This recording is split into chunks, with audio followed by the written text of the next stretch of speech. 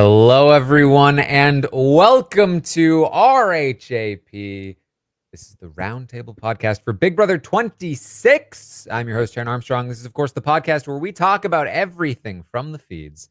We also rate the players from 1 to 10 based on how well we think they are doing in the game, and we go over the week's events. What a week to go over. And what a panel to go over it with, because this week I'm joined by QT. How you doing, QT?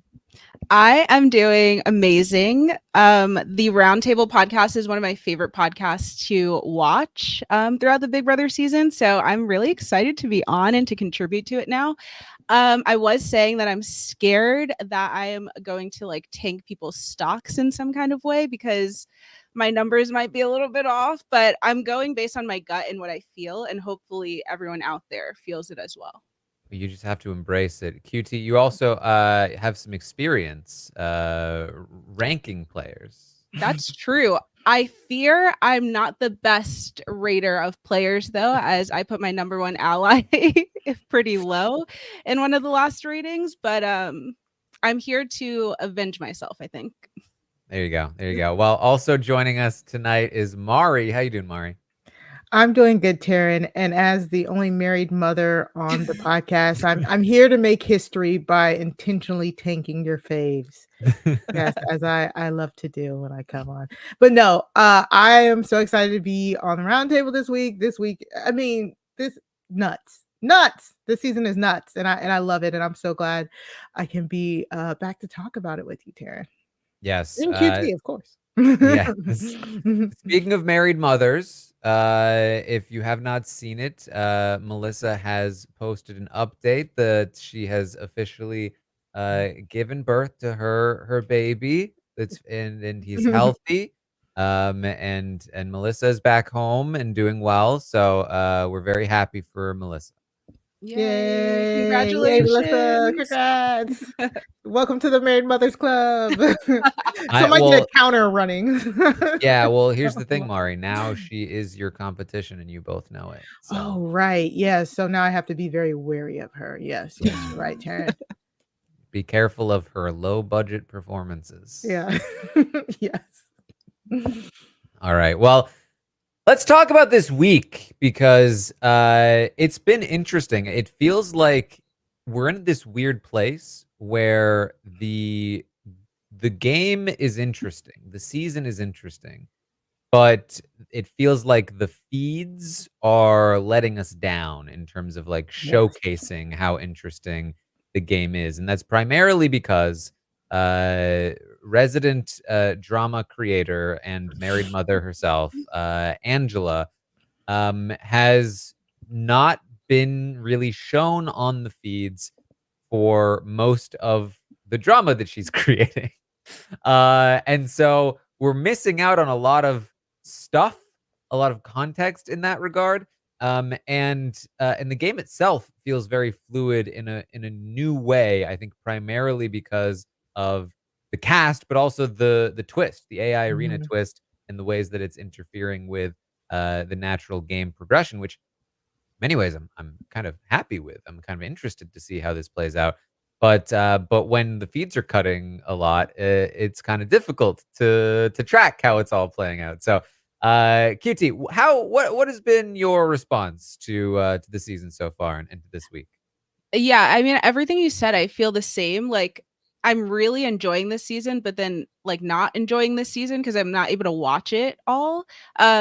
I guess most people, the casual viewers, might really be enjoying the season because the episodes have been really good. But for me, Big Brother is watching the live feeds and seeing 24/7 of these people act crazy and the votes flipping and all of this stuff. And we have such a good cast this season where they really are playing and everyone's doing their own little things. And like you said, we're seeing a different kind of dynamic of the game and maybe the game evolving in some type of way, but we're not able to see all the nuances of everything because they are cutting.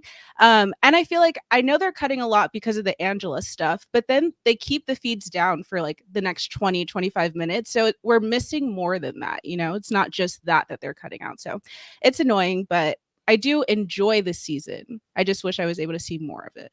Yeah, it's because the issue is that we're not just missing Angela and her fights or blow-ups or whatever.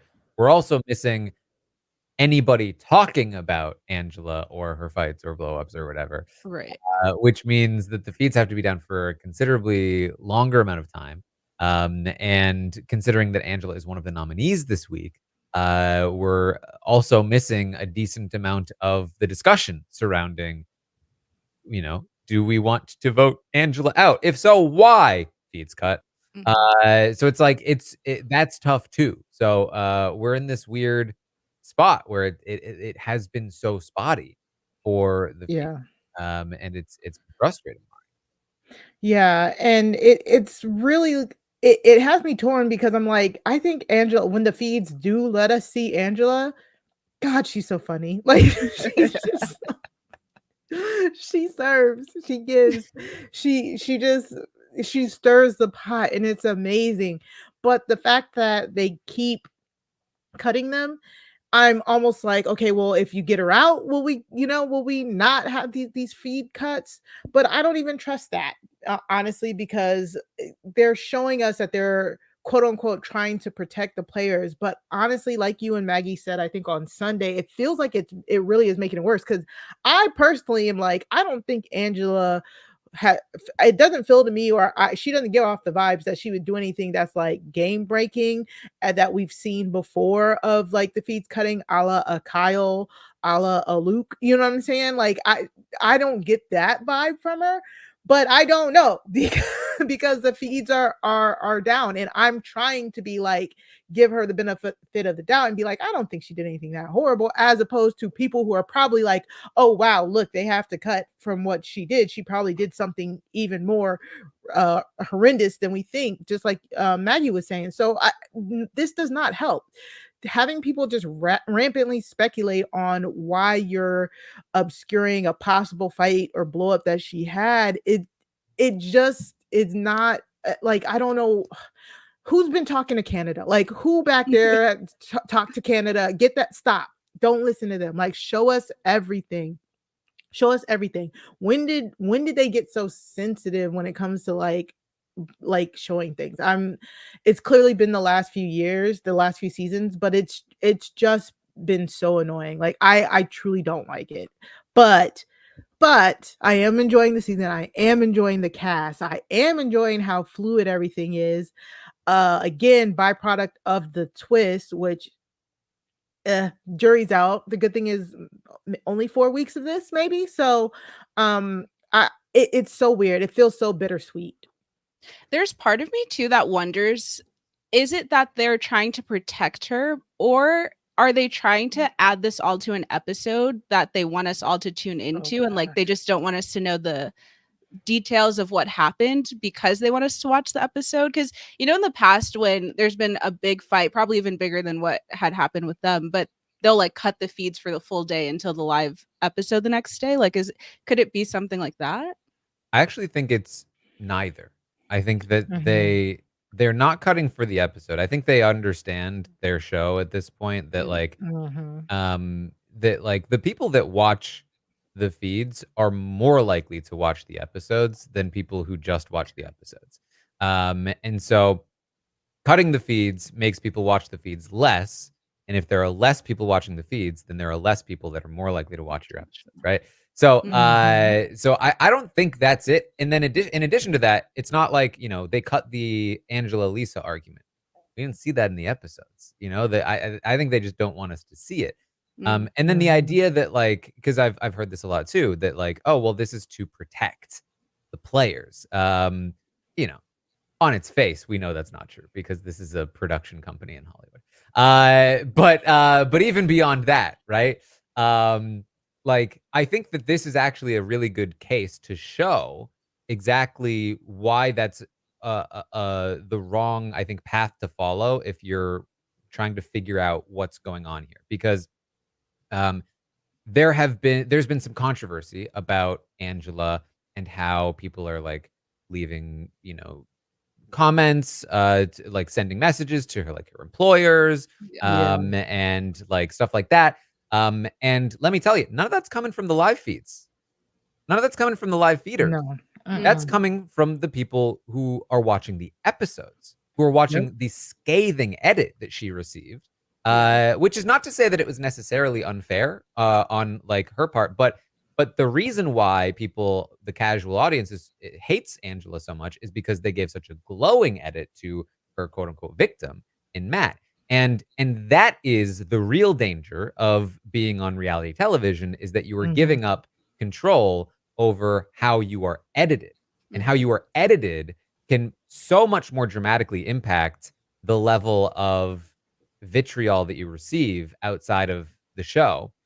Whereas the live feeds, sure, you can point to somebody like Aaron Grease, now Aaron Williams, and say she might not have received as much hate if the live feeds weren't on her. But I don't think that's exactly like the poster child that you want to be pointing to in terms of protecting Ever. house guests. So kind of like what I'm getting at here is that the live feeds are better for the players in terms of Yeah. protection. It protects them from this style of edit, so that somebody like Angela can come out of the house and be greeted by a plethora of fans, the fans that are most involved in the community, that are going to be able to say, like, listen, Matt wasn't the golden boy necessarily. Like, Mhm. you are okay in this regard. But now those same fans are wondering, why are the feeds cutting? Like, Mhm. why is it that that like we are not able to see this stuff? Why don't the producers trust Angela on the feeds to seemingly not say anything that would get them in trouble? They clearly are not trying to, again, protect Angela when they're editing Angela in this Right. way. So what is actually going on here? In the same way that I don't think they would have been protecting Luke if they had hit that button faster to cut the feeds before he said what he said. I think that they are simply just trying to protect themselves as much as Yeah. possible. And they are doing so at the expense of their contestants. Yeah, yeah, and like you said, us feedsters, we're loving everything Angela is doing. Like I said, we're eating it up. And it's the casuals that are just like, they are eclectic or like about Angela. Like they hate her.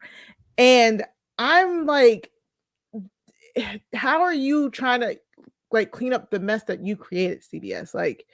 Like you said, Angela deserves an edit, but making Matt look so sympathetic just really riled those people up. It's like you knew what you were doing. So now you're reaping what you're sowing, but it's coming back on us, the feedsters, and it's coming back on Angela because she's not protected because the feeds aren't on. But I don't want to talk about last week, but like Angela, when she is on and when we get to see her, like what she's doing, it is so hilarious to me. Not only hilarious, but it gets the game moving. Like the game was so stagnant this whole week because of the twist.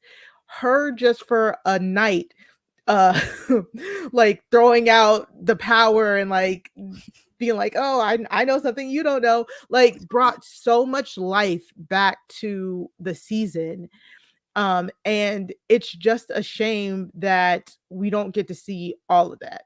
It's a shame that we're not getting to see her as a fully functioning character because yes, she is the has her quirks, but like I think it's good to see everything. It's to see her like her talking to herself. They kind of cam talk from her today. I'm pretty sure that's what that was gonna be in the storage room. She was about to cam talk, and they're like, nope, and like cut from her. And I'm like, I want to hear what she's thinking, and I don't understand it. I understand it because you explained it very well, Taran. But I'm pissed that they did it, that they're doing it. Yeah, she's so fun to watch, especially and from a place of power, she was so fun to watch as HOH. So I can only imagine what we're missing from her on the block with that anxiety of honestly, she thinks she's going home. So, and she might at this point, who knows? But yeah, her working from that place of fear, I feel like could be even more fun to watch. And it, again, would get people glued onto the live feeds. I'm also upset because now I feel like some of the house guests are going to come out and be like, you don't see everything on feeds because they cut so much, and they'll be like kind of justified. Yeah. Yeah. What can you do? Well, let's give a quick recap here. Of course, we saw last week that Matt was evicted from the game, and we had a new HOH was crowned, and that was, of course, Chelsie. Despite the fact that she was not super into winning the HOH, we saw that Chelsie was looking to target Lisa. She nominated Lisa, Angela, and Kenney for eviction. Kenney won the veto, and Tucker volunteered to be his replacement. And we are now in a spot where Tucker is on the block against Lisa and Angela. And the main sort of thing here is, do they vote out Angela because she's gotten into some more blowups that we haven't been able to see? Or do they vote out Lisa because they think she has a power, and some of them, particularly Tucker, are very annoyed by her? And theoretically, she seems like more of a threat. The competition that she won was a little more skill-based than they perceive Angela's competition win to be. Now, the AI arena may take this choice away from them entirely if one of them wins. But as of right now, the decision is still kind of up in the air, mostly because of their own actions, pushing themselves ahead of the other one in terms of who is the biggest target. Like, what did Lisa do today to make her the target? And then, oh, nope, now it's Angela is doing so much to make herself the target. There's some alliance maneuvering going on as well. But for the most part here, in terms of the vote, it is coming down to, it was described today as kind of like a head versus heart kind of situation, where like the heart kind of wants Angela to go, but the head says Lisa's still the bigger threat. But luckily for Lisa, Angela is doing her best to try to convince people's heads as well that she should leave, because she's trying to convince people that Quinn has the power, which of course he does. But if she does manage to convince people that Quinn has the power, which she has been unsuccessful at so far, they will then realize that Lisa does not have the power, which takes away one of the head reasons to evict Lisa over Angela. So it's been quite a series of blunders here, QT. And that's why I love Angela and need her to stay on here, because the fact that she's actively working to get herself out without even realizing that she is, and she's working hard at it, like going up to Tucker and being like, I know for a fact what the power is and who has it. It's just a mess, but I love her so much. Like, I can't stop watching her. How did we get a house full of people who think they know what's happening and just completely not know what happened? Like, everybody is convinced that they know exactly what's going on. Angela, her just going up to everybody and be like, I know it's me. And all of that has been so funny to watch, like on the feeds, all the clips, all of that. And then her trying to tell Tucker, and he knows Lisa has the power. He knows it's the +2, and just like, I can't. It is all so funny to me.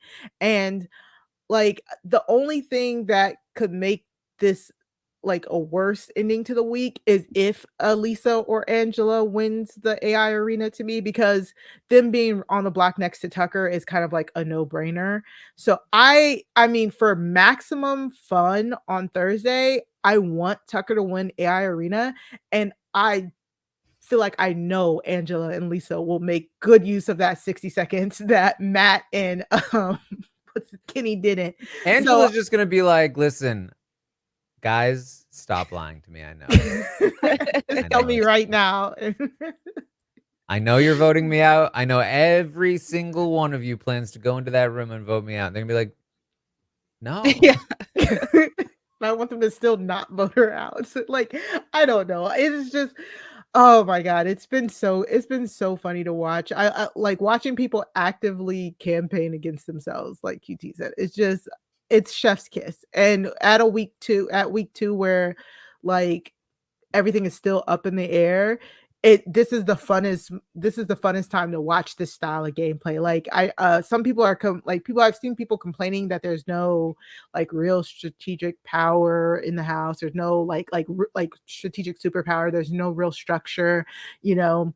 The gameplay, like yeah, everybody's calling that house full of Faute. I'm like, guys, That's fun. this I is love what that. we should want. We should want everybody on like the same playing field and nobody's quote unquote steamrolling and all of this stuff. Like, and again, it's only week 2. You know, we're like right on track for a leftovers style formation of a strong alliance, you know, to happen like midway through the game, blah blah blah. Like there's so much time left for us to get the real strategy stuff, especially when the twist gets out of the way, that I'm just really enjoying the vibes and the small pocket groups and the, you know, even the house targets. The house targets are people that I'm like sure they can go. So I don't know, I'm having fun personally. Yeah. Also, to your point, Mari, I feel like the best part of the season, for me at least, is that these people are operating from positions of feeling like they know what's going on, even when they don't, and making decisions based on that. But Yeah. I like that not everyone, but most of the people in there are not afraid to make a decision or to do something based on the knowledge that they think is 100% true, even when it's not. So it's fun to watch for us because we have all the information. But then it's also nice just to know that there's players in the game that are willing to do stuff once they feel like they know something, if that makes sense. But yeah, it's fun to watch them really like play the game. I mean, there's a few obviously that are not really doing too much, but for the most part, everyone is.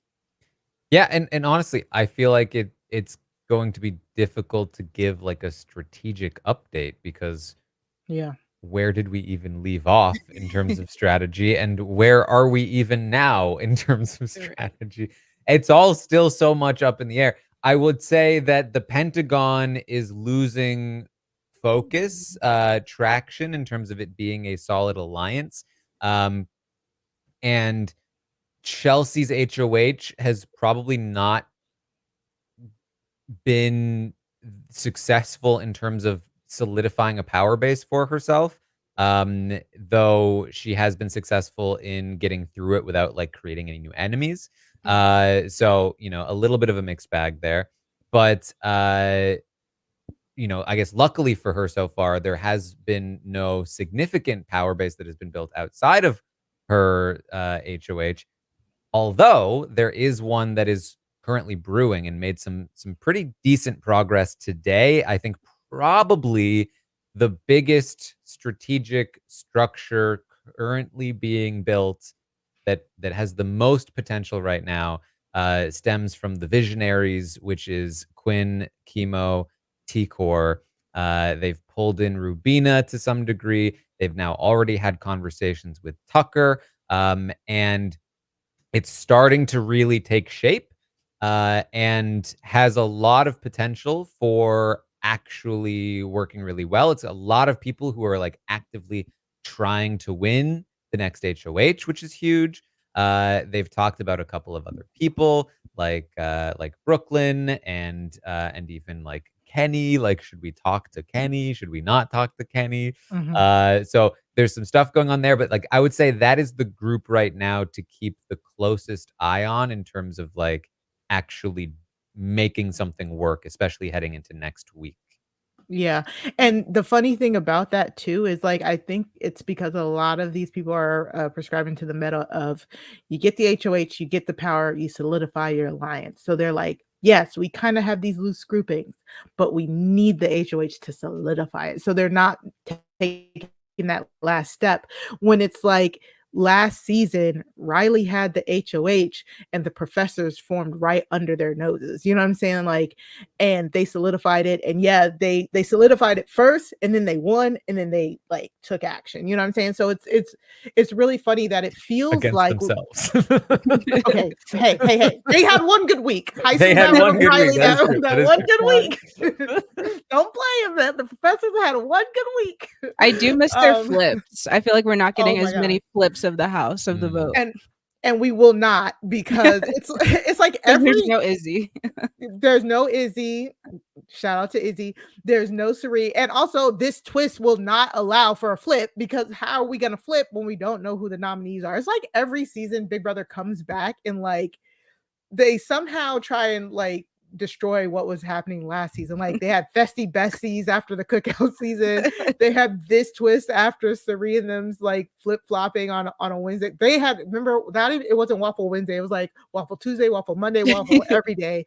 But we're not even getting that because we can't with the twist. But yes, I say all that to say that like it's so funny that everybody is kind of like so afraid to really get into alliances. And again, I think it's because last year we saw remember when Sari was in so many alliances, she could not keep it straight. Like she's like, wait, okay, this is this one. Like I think a lot of them saw that and are just a little hesitant. Well, everybody except for Quinn, because at this point Quinn is like, I'm about to make an alliance for the lulz, just so I can say I've been in alliance with everybody. Yeah. Yeah. Okay, well, let's talk over some of the results of the survey here, because on top of allowing the audience to rate the players, we also ask the audience to give some opinions on the week, and so one of those things is to rank the players from their favorite to their least favorite, and I like to quiz the panelists to see if they are in tune with the audience. Who do you guys think is the number one favorite player on the board? Let me look at my list of house guests. There's so many still. I'm going back and forth. I'm just gonna say Quinn. I think the audience is pulling more towards Quinn. Oh, sorry. No, that's it. No. Oh. I feel like I want to go T-Core. Yeah. Especially because today I feel like, I mean, everyone's been loving T-Core since the beginning, but I think today she really solidified herself as someone that people see potentially going far. So I think I'm going to go T-Core. All right. Well, QT is correct. T-Core. Nice. She was my number second one. hand. Yes, last T-Core. week it was Quinn by a decent margin. This week T-Core has taken the top spot, which means that she has jumped from 8th place last week to 1st place this week. Yes, for T-Core. her. I feel like Quinn went down because of his comments about RHAP has a podcast. Oh yeah, I couldn't have said that. I forgot about that. All right, who do you think is number 2? Oh, if it's not Quinn, then the chat is yelling Tucker. I was like, oh yeah, I forgot him too. Oh, Tucker. Yeah, it could be Tucker. I like almost want to go Quinn because he was number 1 last time, but I guess people can fall. I guess just to be different, I'll go Quinn. Neither of you got this correct. Okay, wait, can we guess again? Sure. Okay, let me think. Kimo. Rubina. Mari has it right there. Kimo. I love Kimo. Kimo is my favorite. Oh my god, him and T-Core together, sign me up. The best. I honestly, during the live show last week, started tearing up when he won the AI competition. I got so like happy and emotional for him because I feel like he was really trying to find his footing last week, but being on the block didn't help him and he was a little bit hesitant, but it was just so nice seeing that. I got so, and then when everyone was so excited for him, I mean, whether they were excited for him or that Matt didn't win, I don't know, but yeah, that was so nice. So I do love, what's his name? I was just going to say T-Core. Kimo. Yes, T-Core and Kimo, the 2 top spots. Yes. Also jumping from 10th place last week to 2nd place this week. All right. Let's go down to the bottom. Who's at the bottom of this list? It has to be Lisa, no? That's what I'm thinking. It has to be Lisa. It's not Lisa. It's Kenney. Oh, wow. Kenney. Still, okay. I'm fine Kenney with that. at the bottom last week is still at the bottom this week. I think volunteering for the block did not help. Yeah. Oh, but he won now. He's in it now. Y'all don't care anymore. You were both correct though. Lisa was second down there at the bottom. And I think that we can run through now. T-Core at the top, followed by Kimo. Then it's Quinn, who dropped from 1st to 3rd. Then it's Tucker, who actually dropped from 2nd last week to 4th this week. Then it's Rubina, who So it's jumped. just yeah, it's the power. Everybody who It wants is the alliance. want those people to get together. Yeah, that makes sense. Okay. Rubina 11th place last week and 5th place this week. So yeah, T-Core, Kimo, Quinn, Tucker, Rubina, all at the top. Then it's Chelsie, Cedric, Brooklyn, Joseph. Then a bit of a drop. Then it's Cam, Leah, Angela. Another drop, Makensy, Lisa. Way down at the bottom is Kenney. That tracks. Way down. Yeah, that makes sense to me. All right. I asked the audience to rate the episodes this week. Last week they were given a 5.9 in comparison to Big Brother 25's 6.1. Now, Big Brother 25 in week 2, the episodes were given a 4.5. So there was a pretty decent drop in the second week of episodes for Big Brother 25. For Big Brother 26, 5.5. So still a drop, but not nearly as big a drop. Yeah. I really feel like the competitions being so equitable this year is helping for sure. Because it's fun to watch now. Like watching the HOH and knowing literally anyone can win is better. Yes, exactly that. And, it of course, it was going to drop after there was no fight really this week. So, and, we love the fights. So, yeah. I asked the audience to rate the feeds this week. Oh, God. Last week, they were an 8.7. Amazing. This week, a 4.7. Oh, dang. Just like, I mean, of course. Well, they weren't on, so right. That makes sense. They were on half the time, so they got half the score. Yeah. Pretty much. So this is kind of interesting. So in Big Brother 25, last season, the episodes were 4.5 compared to the 5.5 this season. So the episodes are doing better than last season, but the feeds last season were still an 8.0 in week 2.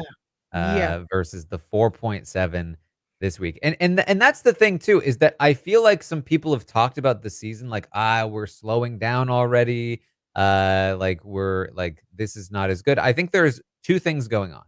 One is that last season was kind of an anomaly, like in terms of Izzy and Sari and all of the flip-flopping and chaos. Like that was like up there in terms of constant entertainment. Yeah. Whereas this season it's a bit more normal, I would say, but even then it's not even that normal. Like it's still on the better side of things, I think. And even with drama, I think we're on the better side of things. The issue is not that the game itself has been bad, but as we've talked about, it's that like the best parts have been cut away. So it feels like a very slow week, but if we had actually seen everything, I think we'd think, what another wild week of Big Brother 26. Like imagine week 1 if you cut out Angela calling out Matt. That feels like a slow week all of a sudden. Yeah. Yeah. And we pointed out so many times last season how Sari and Izzy and Felicia, they gamed from sun up to sundown for no reason. Like just constantly talking game. And it is just not comparable. Like this season is just not comparable to that. You know what I'm saying? But it, like Taran said, it's still good, but I mean, that I can't believe we got used to how fast paced last season was. And then we got the steep drop off once like Izzy, like a few weeks after Izzy left. But it's like it's almost jarring to be back to a regular Big Brother season where people are like slowly figuring everything out. All right. Well, I asked the audience to rate the season as a whole so far. Last week it was a 7.9. This week, a 6.7. So, bit of a drop there. Honestly, I think that's even a little harsh. I think I get it though in terms of the viewing experience. I'm almost looking at it from like a design perspective where I really feel like this season is one of the best designed seasons they've had in a while between I the agree. competitions and the twists, and even the cast to some Mhm. degree. But I cannot disagree that the presentation of it has been not great. And even that, I agree with the audience that the episodes have been fine. It's just that the feeds have sucked because we're not seeing stuff. You can't even rewind. And so it's hard to argue with the score, even though it really should be higher. Like they're finally doing some things right, but then they're doing other things so wrong. So it's Ugh. We We can can never get a never call. perfect. Yeah. Yeah, never a perfect Big Brother season. But I'd Uh, rather see all the feeds than have a perfect Big Brother season. yeah. Mhm. I asked the audience to rate Chelsea's HOH reign. Yikes. They gave her a 5.7. Ooh, out of So, 10. yeah, you know, Okay. above a 5 at least. You know, I'll talk more about it during the Stockwatch, but okay, I think we're being a little hard on Chelsie, to be quite honest. I think it's more missed opportunity than it is active Exactly. Doing fault. something wrong. Yeah. Yes. I also think because when she had absolutely no power last week, she was doing so good that the Yes. expectation for her as HOH was so high that people might not be rating based on how she actually did, but what their expectation was versus what she did. And her as a player, I think Taran said it last week, because that downgrade actually ended up working for her because she had no consequences. I think she felt more comfortable pushing her agenda and being more active. As HOH, she knows that any blowback will come back onto her. And, unfortunately, she's trying to mitigate the blowback. That's her number one thing. She's trying to play a defense really more than an offense. And like, I don't blame her.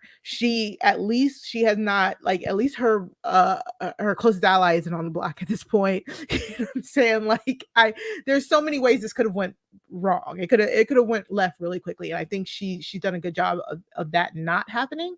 So that's how I'm looking at it. She's playing defense as the HOH as opposed to playing offense. Yes. For comparison, last season, Heisem was HOH in week 2. And he was given a 2.9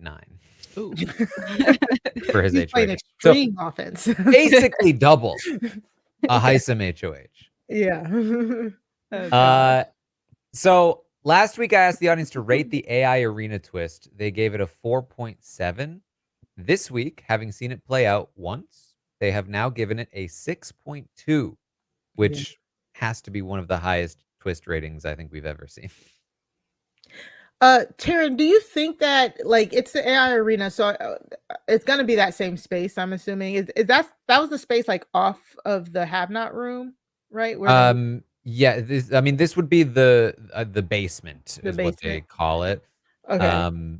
Yeah, so because then they do the actual HOH competition in the backyard. Backyard. So this is like where, like, the Den of Temptation was, Yeah. the All-Star, like that. like the Well, VIP suite or something, and no, I don't think it would be that room. I think that there Okay. is like a separate space for them that I'm not entirely sure where it's located, but Okay. it's like I don't think it's connected directly to the house. Gotcha.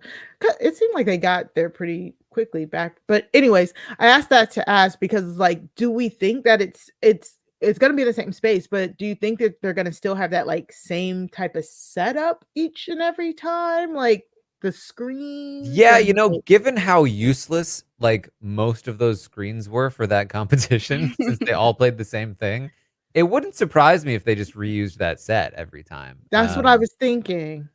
But they So would that have could to be come really up good. with different ways to use it, but like I'm sure they could. Mhm. Yeah, Just I And really what like money.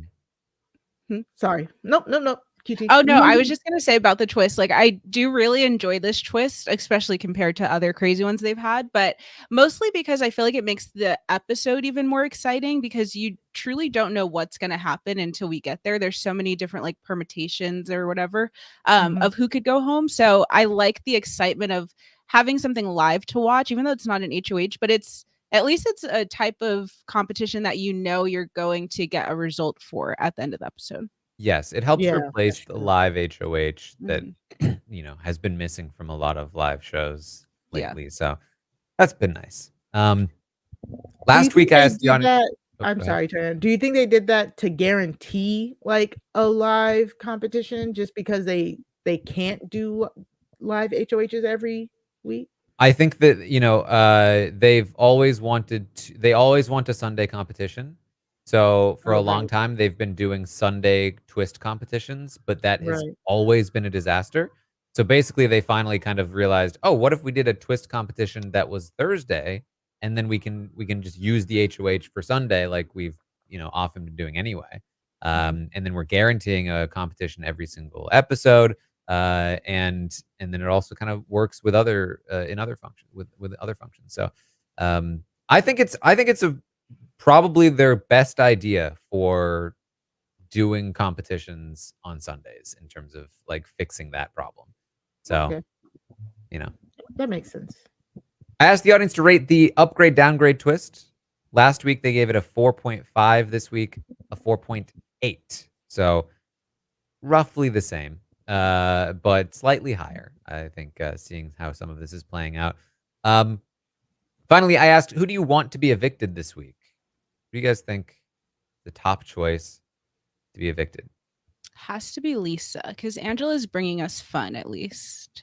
Was Kenney still on the table when we Kenny Yeah, not right. on the table. No, never yeah, I would say Lisa, yeah. So yes, Lisa with 53% of the vote Oh, was the top choice. Followed by Angela with 37% Hmm. of the vote, and then 11% of people want Tucker to leave. hmm.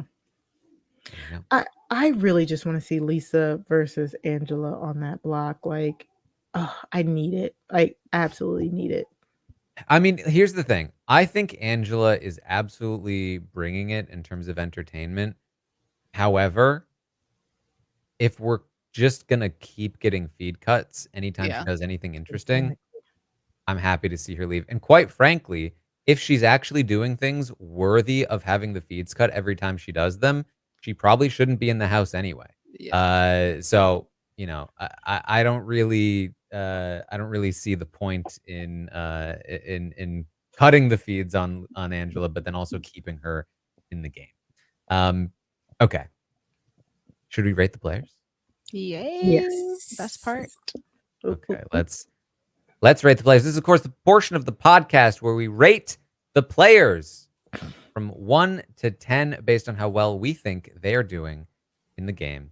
And 1 being the worst, 10 being the best. The criteria can vary from person to person, from week to week, if you want. And the audience also gets to say. The audience has also voted for the ratings. So let's get into it.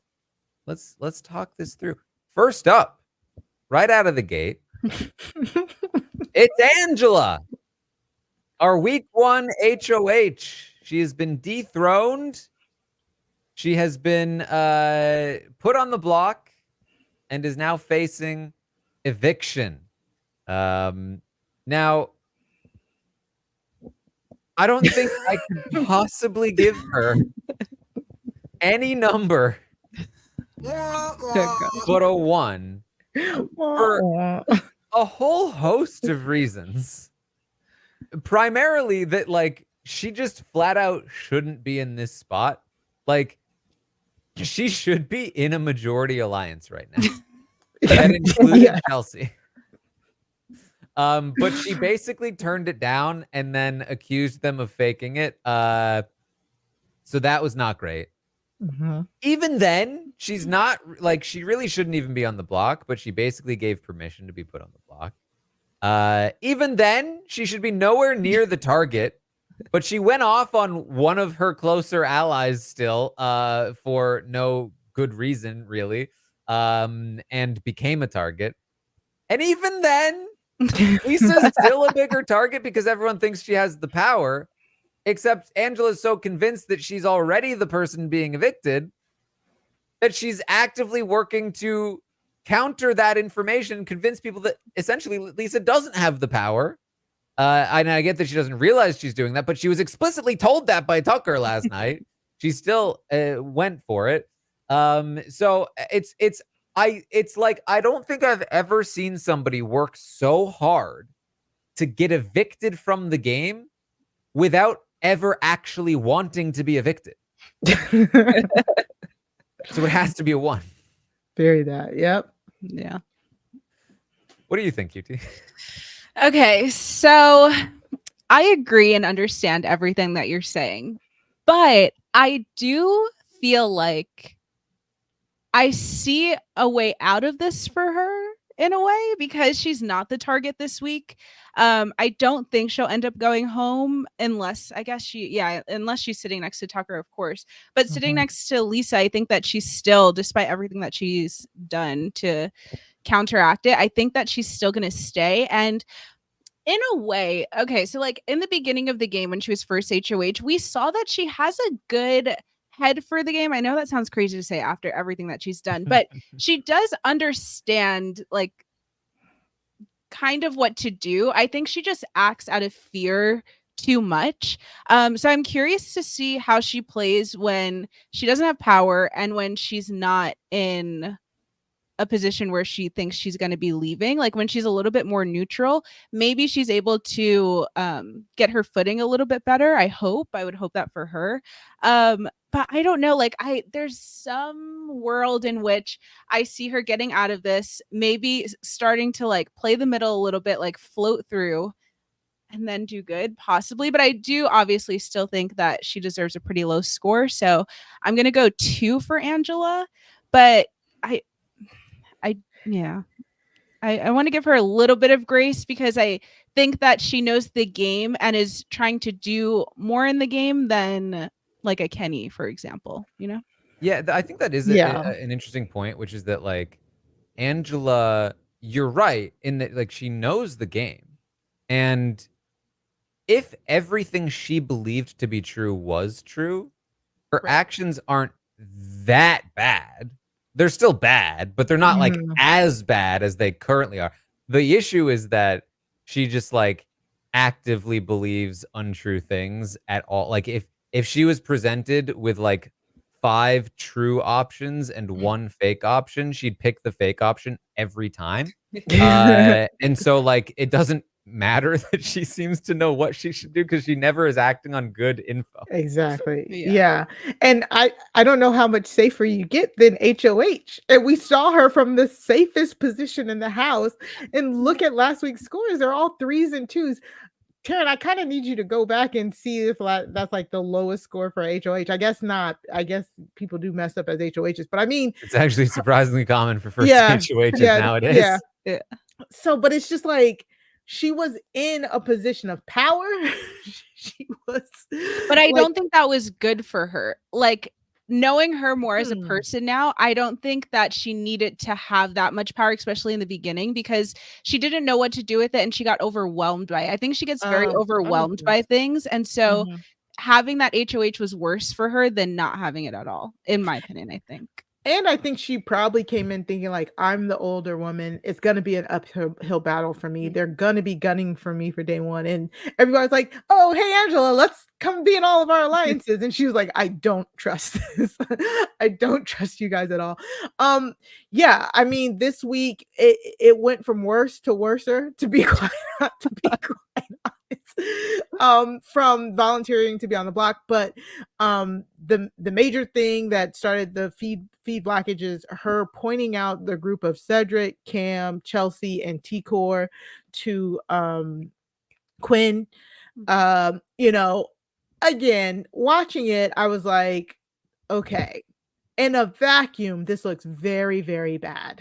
Like you're pointing out the only people of color, the only Black people, like, you know, they're hanging out, and all of a sudden it's like a thing. You're like, oh, that's the group right there. And not only that, you're getting up, you're going to Quinn, being all weird and secretive, like, go look at this, go look at them, go look at them out there. And Quinn's like, oh. So in a vacuum, that does not look good. However, we just saw her spend a whole week prior pointing at every single group of people. and being like, they're in an alliance, they're in an alliance, they're in an alliance. So, like, for me, I wasn't, I like, maybe I'm going to bat for a woman I don't know, but like, I still was not getting those vibes. I was not getting the Kyle Luke icks of it all. You know what I'm saying? So, like, I didn't think it was that bad. Yeah, It and just, sorry, just briefly though, like I think that's such a great point because I think that's another example of why the live feeds are so beneficial because we have all of that extra context to understand that like that didn't take place in a vacuum and she really was pointing at every single group of people. everything. She was convinced that Matt had the whole house on his side last week. So it's like, I did not see it as like how it could have been perceived. However, do I understand how a T-Core might have perceived that? Oh, yes. In that house and the whole telephone game with Quinn, just kind of being like, oh, Angela pointed out, because I don't even think Quinn thought of it that way, to be quite honest. I don't think he did. What I'm I don't think saying? he realized what he was saying to T-Core. Exactly. And so and then he says it to T-Core, and then T-Core says it to Chelsie. They start comparing notes, and I do not blame them for being like, wait, did she just point out all the black people? You know what I'm saying? Like, because we've seen it time and time again, and they weren't there when she said it. And even when Chelsie approached her about it, even Chelsie was like, oh, I'm just, I'm just trying to figure things out. It didn't seem like Chelsie was mad. The person who blew this up was Angela. Because Angela then comes to like all blazing, guns blazing at Quinn. So it's just it was a lot. Angela gets a 1. She dug a hole. Yeah, Quinn buries her in the hole, kind of. She buries herself. And then from then on, which is the unfortunate thing, because now the production is seeing it as that way. Now they're cutting it. They're cutting the feed. So it's just like, I'm so upset that stuff is getting blocked from us for something that is quite possibly a miscommunication, to say the least. But yeah, she did this to herself. This whole week she did to herself. So 1. Well, the audience, tough to get a 1 from the audience, and that's going to be the case tonight as well. The audience gave Angela a 2. Look at that. Nice. I can't wait to see her go from these scores to like a 9 next week. You guys should watch. Oh my God, I would love to see it. I'm waiting for the "I told you so" tweet. I can't wait. Like me and the audience, we knew. Easier to get to 9 from a 2 than a 1 is all I'm saying. All right, next up is Brooklyn. QT, how do you feel about Brooklyn? I feel really good about Brooklyn. I have since last week. I think maybe I felt a little bit better about her last week because the Pentagon seemed to be the alliance that was gonna really like trail forward. But now seeing that that's not really happening, it makes me feel a little bit lower on her. But I still think she's in a really good position, and she does a good job of I think connecting to people on like a more personal level, but then also being willing to talk game with them so that they know that she trusts them.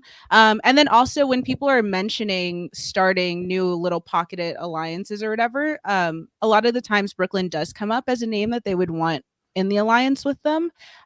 So I'm feeling pretty good about Brooklyn, and I think I'm going to give her a 7. All right, a 7 from QT. Mari, how do you feel? I agree. I think Brooklyn she's like playing a very good, I mean, you don't want to say floater game so early when there's no distinctive sides, but the fact that she can connect with so many different people, the fact that so many different people are like really want to work with her in some capacity, either it be as a tight core alliance member or as somebody on the peripheral, is always a good sign. The only person coming for her right now is Kenney. He will be in the house next week. He will have a chance at HOH. So that is something to kind of keep our eye on. But other than that, she's doing a great job of adapting well, I feel like as well. I'm I'm still kind of missing the driver's seat, like her really like steering the strategy as opposed to my like just being in the passenger seat for a lot of stuff, especially since I really get a sense that she could if she wanted to. So just playing a little passively. So I'm gonna give her a 6 because I don't the Pentagon is kind of breaking up. She's not in that the 6 that the visionaries are talking about. So I'm gonna just keep her at a 6 that she had like last week. She's doing a great job. It's just I would love for her to just put her foot on the gas a little bit. I agree. I think I'm in a similar place, and I can tell you the audience also in a similar place. They gave her a 6 as well. As will I. I think I definitely toyed with the idea of going up to a 7 for Brooklyn because I think I'm seeing more from her that is giving me confidence that she is a capable player. Yeah. But I'm still not seeing evidence that she is a capable, like active, strategic player. That she's like actively, like she has not been creating alliances. She has not been involved in building anything. She's getting pulled into a couple of things, but not as many as you would hope, given how much she is liked and respected in the house. I think she's in a good position to build something, and she should be doing it now while she has that opportunity, because she may miss out on that opportunity. And I think this new Visionaries plan could be the thing she misses out on. She might get the invite still, but like Tucker doesn't really want to bring in too many people. He doesn't want to get let it get too big. So like that, like this is the problem where like Brooklyn is doing well, but something as small as that, as small as Tucker being like, I don't really want to go beyond 5 or 6. It's like, well, I guess we don't have an invite for Brooklyn then.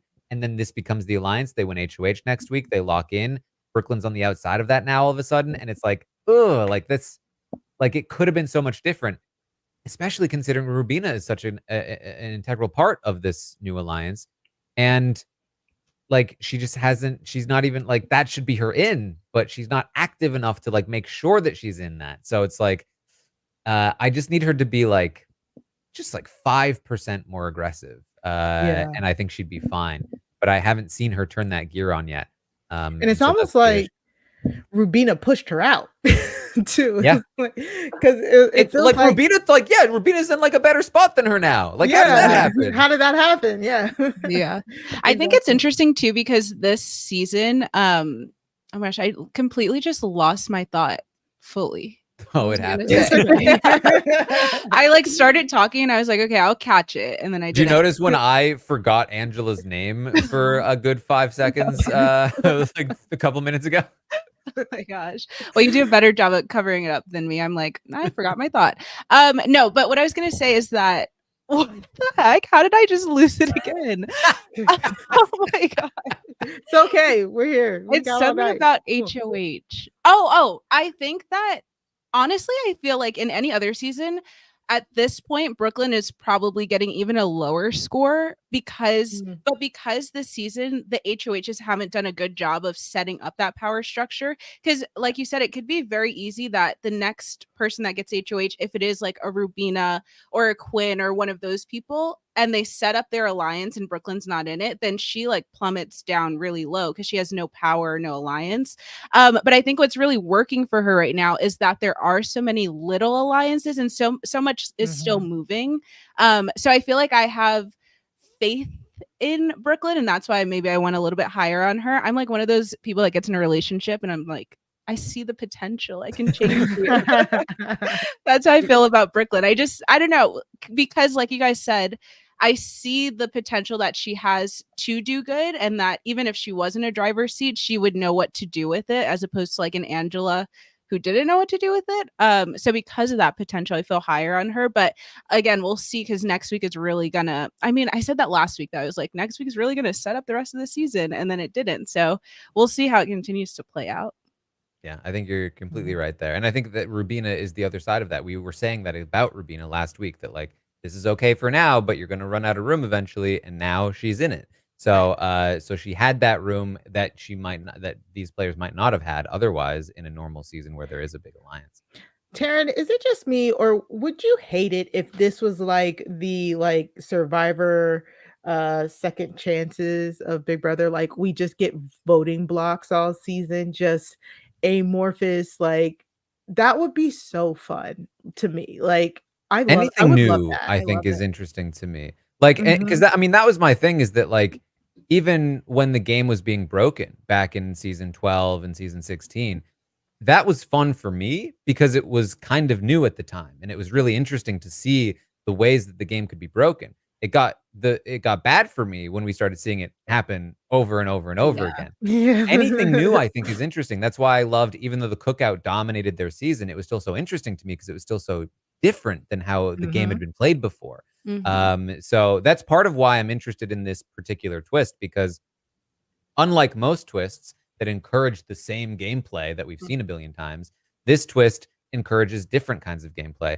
And it might be good, it might be bad, it might be entertaining, it might be boring, but at least it's new, and I'm curious to Mhm. see how it plays out. Exactly. Yeah. Okay, so let's talk about Cam. Mari, how do you feel about Cam? Cam. You wanna follow in Matt's footsteps, Cam? Um, Cam, like, how did we go from, like well, no, I know exactly how we went from it, because we said Cam was in an amazing position last week, but we also, pointed out that his positioning wasn't at his own doing. The positioning was kind of falling into his lap because of the type of player he is. Mhm. So this week we really saw him fall from grace because he took his eye off the ball, which is just I cannot believe after last week when we had CCC, the core, they were like really running things during Angela's HOH. We got so scared when they said we don't want to win HOH. When Chelsie won HOH, I was like, yes, she accidentally won it. Now they can really like just, take reins of the competition and go.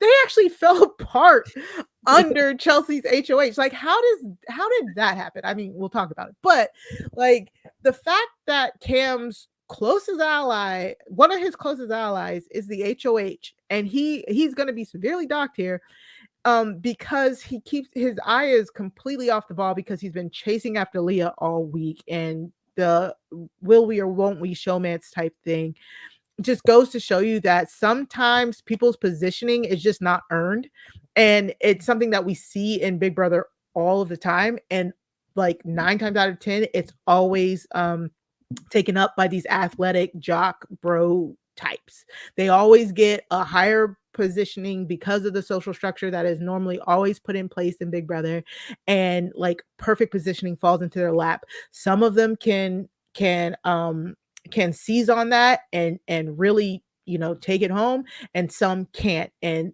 Cam is one of those who can't. Like I didn't see anything this week to make me think that he is going to be like a strategic powerhouse in this game, and it's very sad to say because I think we all knew that he didn't have the knowledge, like the Big Brother knowledge to really get him through, but the fact that he isn't leaning on his allies to help him with that is very irksome to me. And the fact that he was browbeat into volunteering for the block, but he still let it slide. I got to give him a 5, but I don't know, maybe I'm too hard on him, but there was just like there was nothing redeeming about his gameplay this week to me, like absolutely nothing. And then like even suggesting to Chelsie, like just throw Makensy on the block so you can flush her power. Yeah, I get that's the sexy move, but that doesn't make sense for Chelsie for so many reasons. And him suggesting it and be like, oh, okay, well then also feel free to put me on the block. Oh, also, yeah, I'm gonna chase Leah. I know showmancers aren't good. We're gonna laugh about it, but I'm gonna chase her. I don't know. Maybe I missed something, but I didn't. I thought this was a really bad week, and if he does not get his head in the game, it's only gonna get worse for him. Mhm. Yeah. The audience agrees. They gave him a 5 as well. And honestly, I'm tempted to go to a 4 because of how bad his position might be. Not to mention the Mhm. fact But he volunteered for the block this week. Worse. And if he had gone up, if Chelsie hadn't reconsidered and come to her senses, I think we are looking right now at Cam is gone if he doesn't win AI Arena. Because I think a lot of people would pull the trigger on him right now if he were up there. And that's bad. And a lot of people are still talking about him as a potential threat. His spot in the house has just almost evaporated entirely. Like, he's a part of no real structure anymore. The 3 Cs, Chelsea's not into it. Into him, at least. He's lost Quinn because of the Leah situation.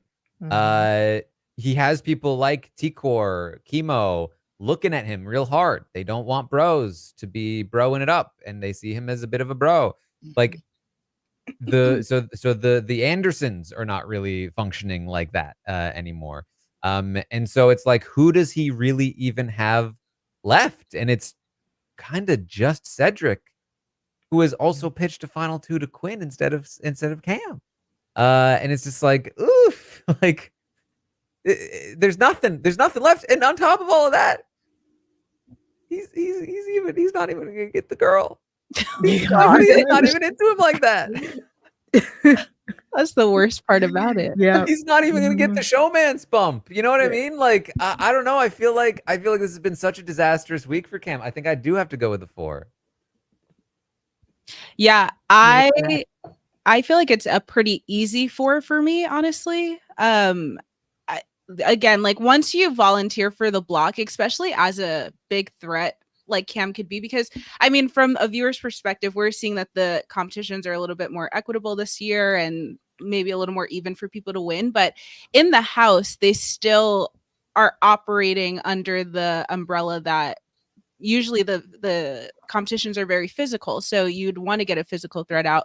Part of the reason they wanted to target Matt last week is they felt like he would end up winning a lot of competitions and get a lot of power. So I feel like that was the dumbest idea for Cam to volunteer, and it didn't even take much for them to push him to volunteer. Like, in that one conversation, by the end of it, he was like, okay, yeah, like, I mean, a little bit hesitant, sure, but still, you should never, especially one of your number one allies is the HOH. It shouldn't even be an option. It was such an easy week where I feel like Leah could have been the pawn, if anything, which I think is also something to say, which we can talk about later on Chelsea's part. But still, the fact that Cam wasn't able to convince her that he was truly on her side and that she couldn't even risk losing him as a number is crazy.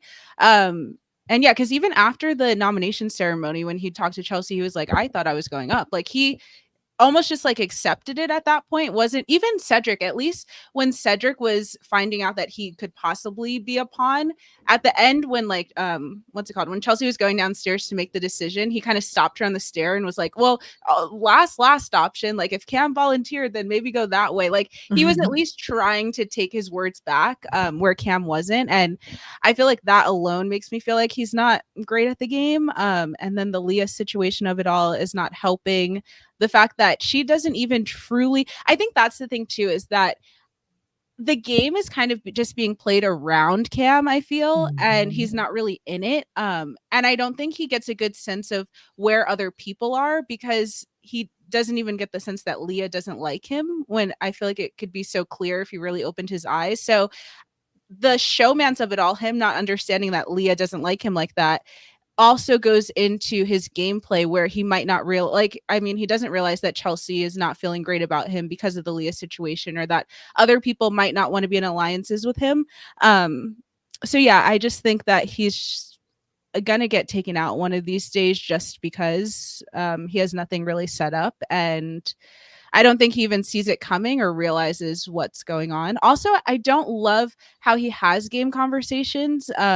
He kind of just talks in circles, and I'm watching, like, trying to get to the point of it all. And I feel like he doesn't even really know what he's trying to say or what he's trying to get the other person to believe. And then the other person ends up really taking over the conversation. So just overall, I don't think he's that great of a player so far from what we've seen. Yeah, I like Cam a lot, like, as a person. He just doesn't have enough game knowledge. I think that's the main thing. I think he just doesn't really know what he's doing. And that's really like, it was fine when everything was working out for him, but now it is not quite as fine. All right, let's move on then to Cedric. Cedric last week, or first of all though, Cam averages a 5. Wow, a 5. Cedric last week had a 6. The audience this week gave him another 6. I'm inclined to agree. However, I have a couple of issues. One is that Cedric did also volunteer for the block, which is wild. 2, with the 3 C's faltering, that diminishes Cedric's position pretty considerably. Especially because he is not involved in the other power structures, similar to Cam in that way. So that's not great. And then in addition to that, he is like he's not even that involved in like what's happening with Brooklyn and Chelsie. Where like that's where there might be some other like structures to get in on. Now I do think his potential saving grace is that like Quinn, I think, is less down on Cedric as he used to be. And in pitching this final 2, I think that Quinn is kind of like, I think he's kind of open to something there. And I think that's like the thing that's holding Cedric afloat right now. But man, the more I look at it, the more it's just like, who does Cedric even actually have? And if my best answer is Cam and Quinn, it's like, I'm worried. I'm worried there. And so that combined with the volunteering, I think I actually am going to go down to a 5 for Cedric. What do you think, QT? Yeah, I agree with everything. I honestly feel like I don't even have much to say about Cedric this week. He was in such a great position. Him and Chelsie both were in such great positions when they had no stake in the game, no vote, no nothing. They couldn't compete for HOH, and that's when they were doing the best. And now I feel like it's kind of plummeting. I don't even fully understand why. I think Cedric should be in much better of a position than he is right now. He's definitely doing better than Cam, not by much, but a little bit better in that. I think he has more allies and has more options of places. Less to of a go. target, I think, is the huge key there. Because a lot of people are talking about Cam, they're not really talking about Cedric as a target right now. Right. Yeah. I do wonder though, like if Cam were to leave, let's say Cam did volunteer for the block this week and ended up getting evicted, does Cedric become the next target? I don't know. Like I feel like I just don't really understand his positioning in the game too well right now. Like go between a 5 and a 6 just because he did do really good last week. And I think again, there's that potential that he can get back into that position. But I think from where he is right now, I would give Cedric a 5. All right, Mari. Maybe I'm not as doom and gloom as you guys are on Cedric, because to me, is the week a net positive? No, because his power structure between Cam, Cedric, and Chelsie completely collapsed. Now, was it his fault? No, it wasn't his fault. You know what I'm saying? I'm looking more at Cam. I'm looking at Chelsie for not solidifying. I truly believe that getting Quinn off his back is, like, to me, that's almost like a slight edge net positive, because without Quinn actively coming for him, nobody else is technically actively coming for him. Like I think he has enough shields in front of him to give him more time that he could actually sneak his way into something. I don't see that for Cam. You know what I'm saying? Like I see that a little less for Chelsie. So and I feel like I'm ranking them against each other, since they all pretty much had the same kind of positioning last week. They all had the same positioning but different gameplay styles. So if their positioning now, all three of them is lower, it's who can get out of this hole better. And I honestly feel like Cedric is the one who can do that. So I'm gonna give him a 6. And him and Quinn naming their alliance QC to me as a scientist just made I love that, like quality control QC, like that was amazing. And if Cedric can continue to work Quinn, and he doesn't even realize he's working Quinn, which is great, which I think makes it more authentic. If he can continue to work Quinn, even if he's not in that 5-person power structure, he'll be one of the last people to go. Maybe Quinn will see him as his outside piece. And the key to Big Brother is time. So I think Cedric is the master at getting more time. So I think that he could do really well. So I'm gonna give him a 6. I don't want to drop him too far. I think that's very fair. I think, and like, those are all things that I completely agree with. And I definitely almost gave him a 6. But the volunteering for me, I think, was the thing. Yes. Okay, let's move on to Chelsie. Last week, I gave Chelsie an 8, the highest rating of the week. I'm definitely not going to do that again.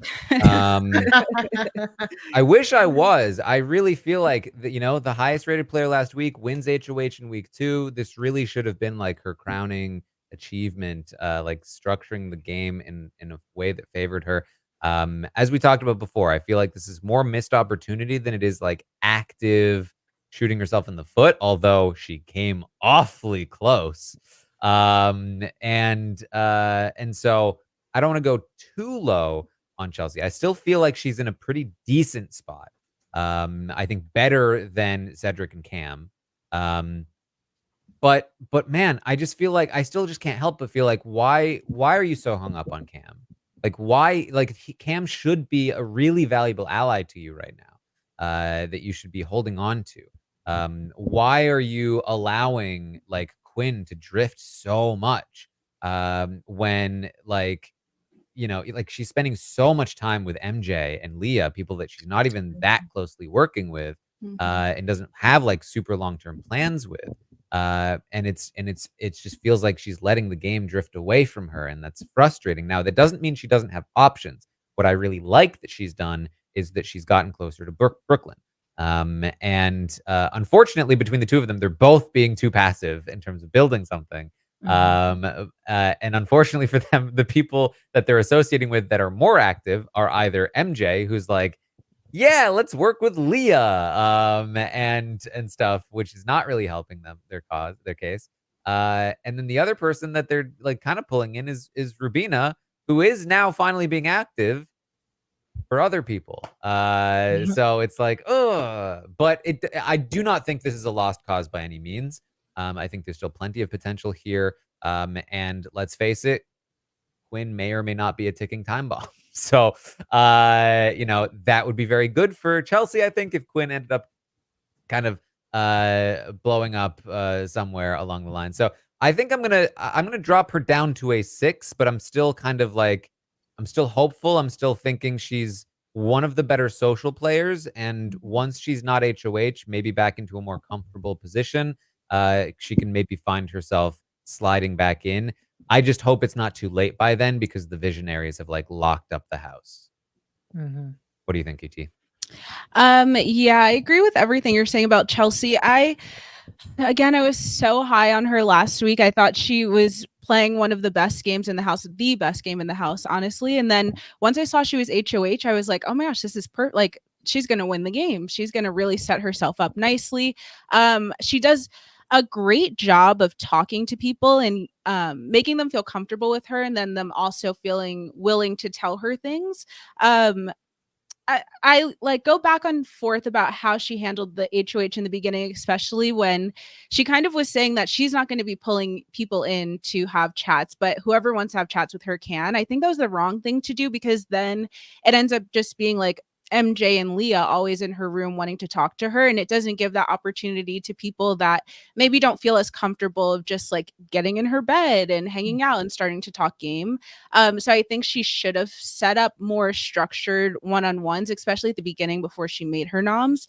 So that I feel pretty like down on her about. I mean, overall, just the whole HOH, she didn't do anything horrible that's gonna tank her game necessarily, but she definitely didn't use the power to set herself up for success in the next coming weeks. And again, now we have another situation where it's depending on what happens with next week's HOH and how that person ends up setting up the structure of the house, and that's going to determine how things move forward, where it could have been her that was setting all of that stuff up. I mean, I feel like her nominations were pretty... she ended up making the right decision on the nominations and not doing Cam, not doing Cedric. But the fact that she really was about to do Cam or about to do Cedric brings her back low. So it's like, I'm like high on her for some things, and then it goes back low because of her decision making. And being that she wasn't able to use the HOH to the best of her ability and what she needed to, it makes me feel like when she's not in a position of power, she's also not going to always make the right decisions. I think I'm going to, this is so hard. I'm like really between a 6 and a 7 for her, because there's some good things about her, and she does... I mean, she did. Okay. Yeah. See, it's like very back and forth, because then in my mind, I'm like, she got MJ to tell her about her power, right? So that's great. But then MJ went and told everyone else about the power too. So it's like, it's not, maybe it wasn't a Chelsie thing of why MJ told her the power. Maybe MJ was just willing to tell people about the power now. So I'm going to stick with a 6 for Chelsie and hope that she can do better. But I don't know. Who knows? Now, again, it's just going to be dependent on what happens next week. And I don't really like that for her. So, yeah. Okay. I'm going to give Chelsie a 6, but it's going to be an upbeat 6 because, again, still, I think what we're harping on is what she could have done with this power and not what she did with this power. And I said it before. I actually think that once Chelsie isn't HOH, she will bounce back because she seems like she plays better from a defensive position than an offensive one. I said it already. And not in the way that Angela does, of just like completely annihilating her game and putting herself in a defensive position. I actually have full confidence in Chelsie as a player going forward, and confidence in her like comp abilities as well. Again, yes, she considered Cam and Cedric as on the block because honestly, she had like 6 people throwing themselves at her. Put me on the block. Put me on the block. Put me on the block. And she just talked. You know, who among us hasn't talked out loud about considering our closest allies? The thing is, she didn't do it. You know what I'm saying? She didn't do it. We've seen it time and time again where people have actually put their closest allies on the block. We've seen them actually like completely like blow up their game. I hate comparing her HOH to this, but I think of Bailey's HOH and BB20, and it's similar to me.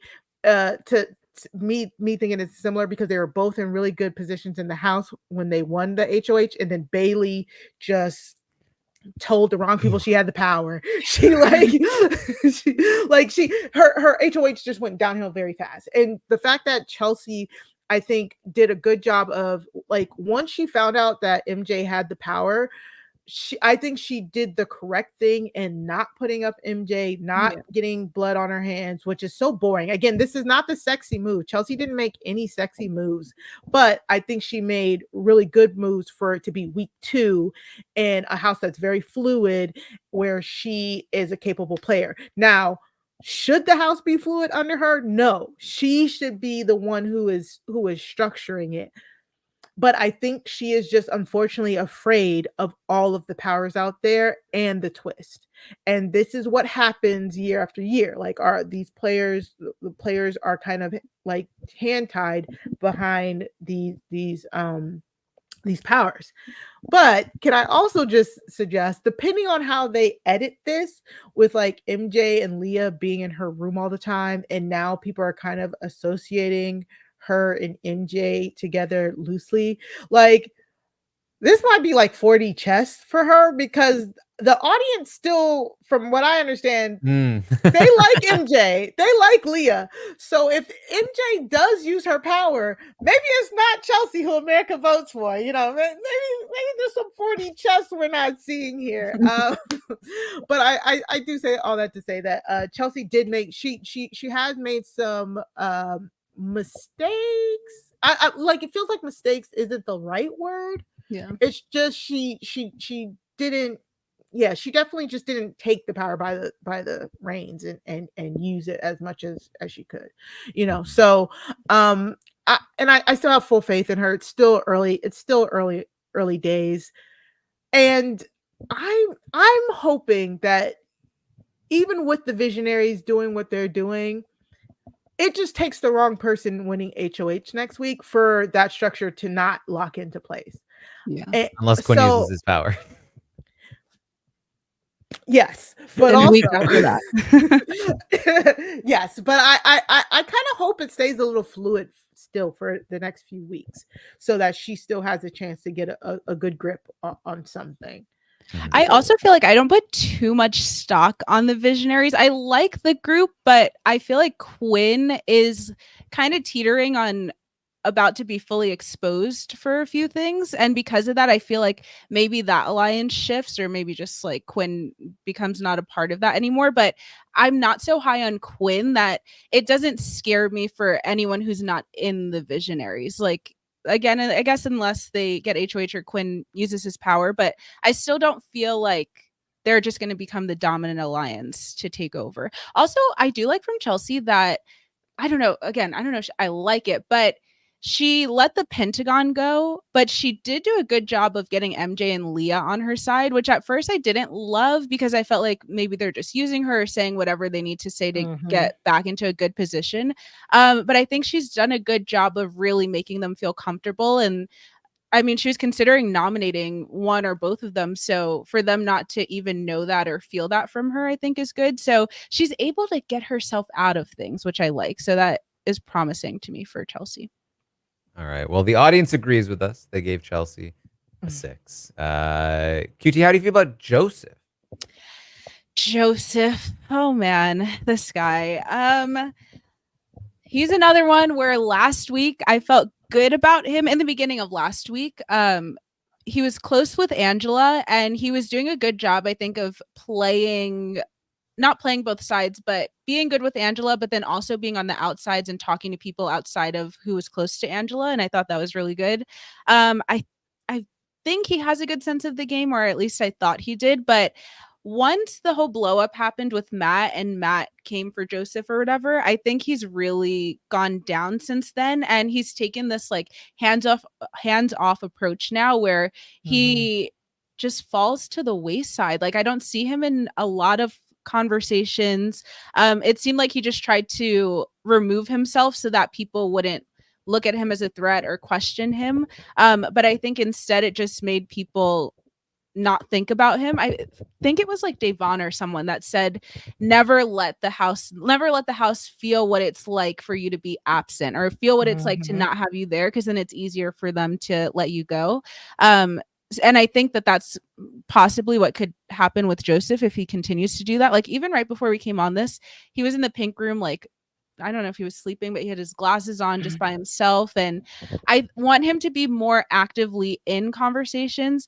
Also, I didn't love last night. He was talking with Lisa, and Lisa, as she does, was interrogating him and asking him questions, and he was giving her answers. And I'm like, she's the one on the block, if anything. And then when he would ask her stuff, Lisa would be like, I don't feel comfortable sharing that. It's like, well, then you can use that back on her, like Una reverse, and be like, well, I don't feel comfortable sharing that either. A lot of people thought that he had the power until MJ started telling people that, and he wasn't even aware of the fact that he needed to play defense in that, because he wasn't in those conversations, or he didn't have anyone that was like really telling him that. So for Joseph, what should I do with Joseph? I think I'm going to go 5 with Joseph, because even though I don't think he's in a great spot, I also don't think anyone's targeting him right now. Like, I don't know who would win HOH and make Joseph the target. MJ might. Yeah, MJ. Oh, MJ. Yes, that's true. That's true. I could see MJ doing that, but I don't know. I feel MJ might do it, but depending on who she puts up next to him, I don't know if I see him going. So yeah, give him a 5. Ooh, this is a tough one for me because I want to give him a 5 because I like Joseph. I think he showed a lot of good game acumen last week when he was like borderline controlling Angela's HOH. But he really got spooked. He really got spooked. Like he was one of the few players, him and Chelsie really had their foot on the gas week 1 because they were able to steer Angela until they weren't, until they found out that she is a bucking wild bronco, and they were like, whoa, wait. And he got so spooked that he's just fallen back completely. And if we're saying that Cam, Cedric, and Chelsie might lose out on this structure and fall behind, Joseph would fall even further behind them to me, because yes, he might not be anybody's target right now other than MJ's. MJ really does seem to want to target him, but he is a player who can get sniped just because he might be sitting next to somebody who people want to actually save. And I feel bad for him because I'm like, what happened, Joseph? Like you and Chelsie were like a final 2 last week. Why are you not in her room? Like, I get that Leah and Makensy are up there a lot. Honestly, if it were me, I'm parking in there too until they get the hint to leave. The reason they're not leaving is because everybody is leaving it when they're in there. You know what I'm saying? Like, I would have to make my presence felt, especially I was the person talking to you last week, Chelsie, when you didn't have a vote. Why are you letting these 2 people who didn't care really about you last week, like, right, like stay in your room and stuff? So like, I just feel like he got spooked. He didn't want to seem like a strategic threat, so he took his I'm mixing all these metaphors. Where's Asia when you need her? But he just took his foot off the gas, and it's really bad because it doesn't look like he has these social bonds to fall back on like a Cedric would, like a Chelsie would, if there is a house structure and they're on the outside of it. I don't know if he'll be able to survive that like some other people would. So because of that, I'm really debating between a 5 and a 4 here. Is he a capable player? Because I don't know if I have his. It's so weird, right? Because I think he has the strategic chops. I think Joseph knows so much about this game. I think he can read the game really well. I think he actually knows what's going on, but he's keeping it to himself again because I think he's afraid to look like he's strategizing too much, because I feel like he got caught out for that. But him not having a number 1, we keep saying that, like, him not having a number 1 is not good. Like, Chelsie getting closer to Brooklyn, Cam and Cedric, Leah and MJ, T-Core and Kimo, Rubina and Tucker are basically a thing, Quinn and everybody else, Kenney the lone wolf. Like, who can Joseph partner with who has the social capital to make his strategic moves happen? Because last week, that's what it was looking like. That was Angela, you know what I'm saying? But she just didn't want to be steered. So I I'm gonna give him a 5. Begrudgingly, I'm gonna give him a 5. Um, but I feel bad for him. He needs a HOH badly. Like he needs a HOH badly. If he could win this next HOH, I definitely think he could turn everything around. But if he goes too long without power, he could definitely be gone in these next 2 or 3 weeks. Well, the audience agrees with the two of you. They also gave Joseph a 5. For me, though, he's a pretty easy 4. I feel like he's just been in such a not great spot. I think he's an easy person to nominate because he has no defenders. He's an easy person to evict because he has no defenders. And the people he's closest to are just not looping him into things. And I think it's all very bad for Joseph. So he's really got to kick it into another gear. And I think you're right. I think an HOH would be very good for him. But we will have to see if that ends up happening. But in the meantime, he does average out to another 5. Wow, another 5. All right. Honestly, I think it's just because I like him, because like 4 was screaming at me, but I really like Joseph, and I really want to see him flex his strategic muscles.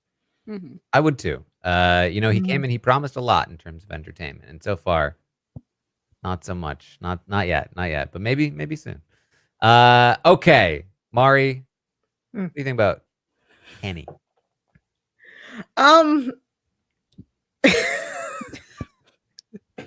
Mr. Let me say this first, because this is impacting my ratings. Okay. Have you seen the latest? No, I have not. I've seen comments, but during this podcast, he is again begging to quit the game and leave. Oh my God, are you serious right now? Stop. I was about to make a good case for him. Now I don't think I can. I felt the same way, QT.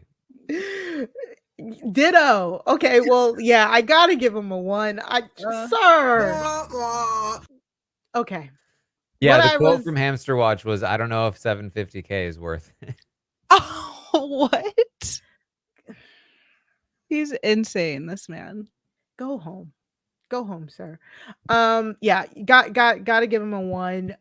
I mean, it's the only thing that even remotely buoys him up is the fact that he won the veto.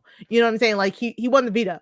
If he hadn't won the veto, it's not like it's going we can't give zeros, and it's not going up at all. So it's just like he won the veto. So you won the veto, but you still want to go home.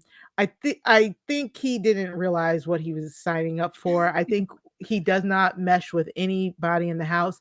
But the funny thing is, we heard 2 different conversations where it was like Quinn talking to the cameras, talking about maybe I can bring Kenney in. T-Core and Kimo talking about maybe we can try and reach out to Kenney just in case. Like people are actually considering like bringing him in stuff. And each time they try, he's like, I'm a lone wolf. Like he's like actively like just trying to stay in the position that he's in. And now he's still saying he wants to leave the game. I'm not going to make this long. He's a 1, and he's a 1. Yeah. The audience, even without knowing that, still gave him a 2. But I'm gonna give him a 1. What I'm reading is that he's basically said, like, you know, if I don't win HOH, I want to leave. Oh my God, so dumb. Please, fine. Yeah, good. Go. Extra week next And week. I agree. I think he's in a perfectly fine position at this point. But if he's trying to quit, I'm not gonna give him anything other than 1. That's how I feel. I want to go into this telling you guys what I was going to give Kenney. Okay. I was going to give Kenney a 4 because, yeah, that sounds crazy. But I was starting to see the light at the end of the tunnel with Kenney, because I think it was Maggie that might have said it last week, but usually people that don't have power, keep losing stuff, and are on the block are like, yeah, I want to go home, whatever. But then once they get a little bit of power, win a veto, win an HOH, all of a sudden that like kick starts their game, and then they have a little bit more motivation to start playing. And I thought that perhaps that could be Kenney. I mean, even after he got veto, we're not seeing too much from him, but we were starting to see that people were noticing he was a lone wolf and feeling like, well, maybe we can pull Kenney into something. And because of that, I saw him having maybe a little bit of a better game. And I thought that maybe he still wanted to be there. And again, I saw him as like a project that could be worked on and could do well. So I was feeling a little bit better with him. Also, this is like besides the gameplay. On one, I think it was the recap episode after the second episode of Big Brother, I said that there would probably be nothing worse than marrying someone because of their love for Big Brother or because they started watching Big Brother for me and then they get on the show. Now there's nothing worse than your husband getting on the show that you've loved and then wanting to quit, like not even doing anything with him. Oh, I would divorce immediately. So yeah, I give Kenney a 1. I see what you're saying there. I mean, even Vanessa Russo cried the first week. You know what I'm saying? So I get it. We've had people who've had a bad like, but he's still just. He's not even good at quitting the game. He won the veto this week and used it on himself. All right. Let's move on to Kimo. And I believe we will start with the audience for Kimo. The audience gave Kimo the highest rating so far, a 7. 7 for Kimo from the audience. I think I am inclined to agree with the 7. I really like Kimo. I like his position right now. I think that, and I've said this for the last couple of days, I think that Kimo is, him and T-Core are kind of like in the driver's seat right now. The only question is like, how much are they driving? How much do they recognize the driving position that they are in? I think that he is insulated enough from Quinn that even if Quinn blows up, it's fine for Kimo. He still has plenty of options. I think the only thing I have for Kimo is that it feels well, and even here it's like I feel like T-Core is being a bit more active. And I like what T-Core is doing a lot in terms of building things, but that also gives her a bit more exposure. And she's being looked at as a target a little bit more. I mean, her name is being said a little bit more than Kimo's is. Everybody loves Kimo. Everybody loves T-Core as well. But I think Kimo is like, he has a chance to just get put in this spot where he's just so insulated from so many different angles. And the thing that I'm still hopeful for with Kimo is that he knows the game better than most people in that house, and nobody realizes that. He has that cutthroat gear in him. I love the fact that he still hasn't told T-Core about Quinn's power. I love the fact that he has been able to keep a lot of these secrets. It makes me really feel like he has a gear in him that we haven't seen yet. And so while he's being actively put in these situations and actively putting himself into these situations, I think there's still a ton of potential here for Kimo. So I think for me it's a 7. But I'm excited to see where Kimo goes from here. Yeah, I agree. I'm excited to see what he does now that he wasn't on the block this week, and we saw him get a little bit better maybe in the game and in a better position. I do agree. Him and T-Core are like in the driver's seat, whether they know it or not. But my only thing is that I feel like T-Core might recognize that more than Kimo does. I really don't think Kimo realizes how great of a position he's in. So I'm curious to see what he will do with this as the weeks go on. I'd love to see him get an HOH, honestly. Well, I don't know if he even really needs it, but I could see him. I mean, this week he had a week off the block, but I could see a scenario where he becomes that person that's just always the pawn for some people, depending on who wins HOH next week. I think I can see him as a pawn again, and that might be like the catalyst of it happening week after week. Because I really thought that after last week he was such like almost like a perfect pawn, where if you want someone else to get out, just put Kimo up next to them.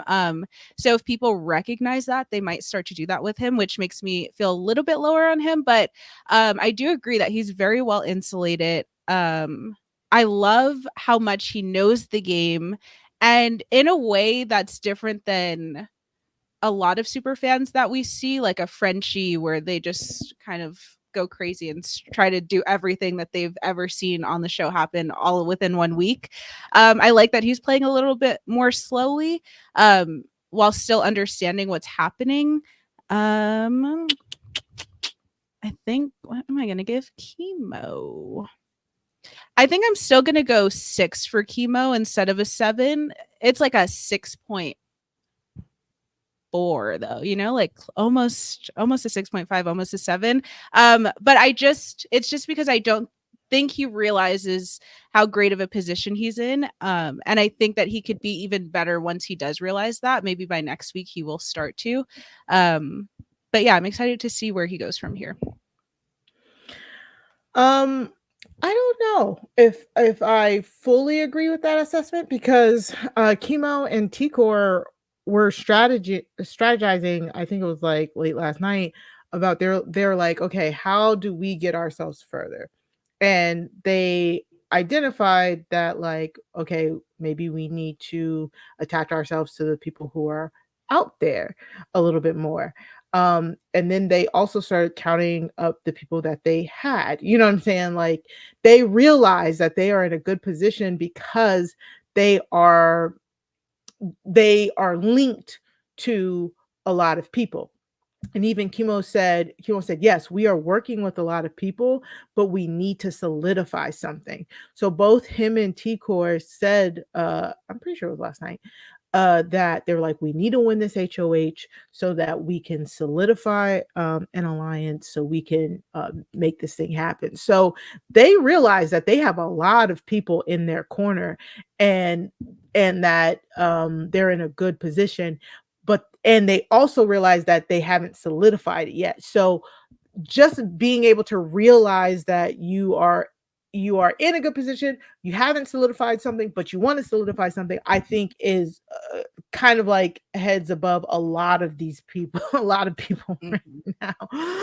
A lot. Like, do they think they're running the game like a la Matt thought he was running the game? No, they don't.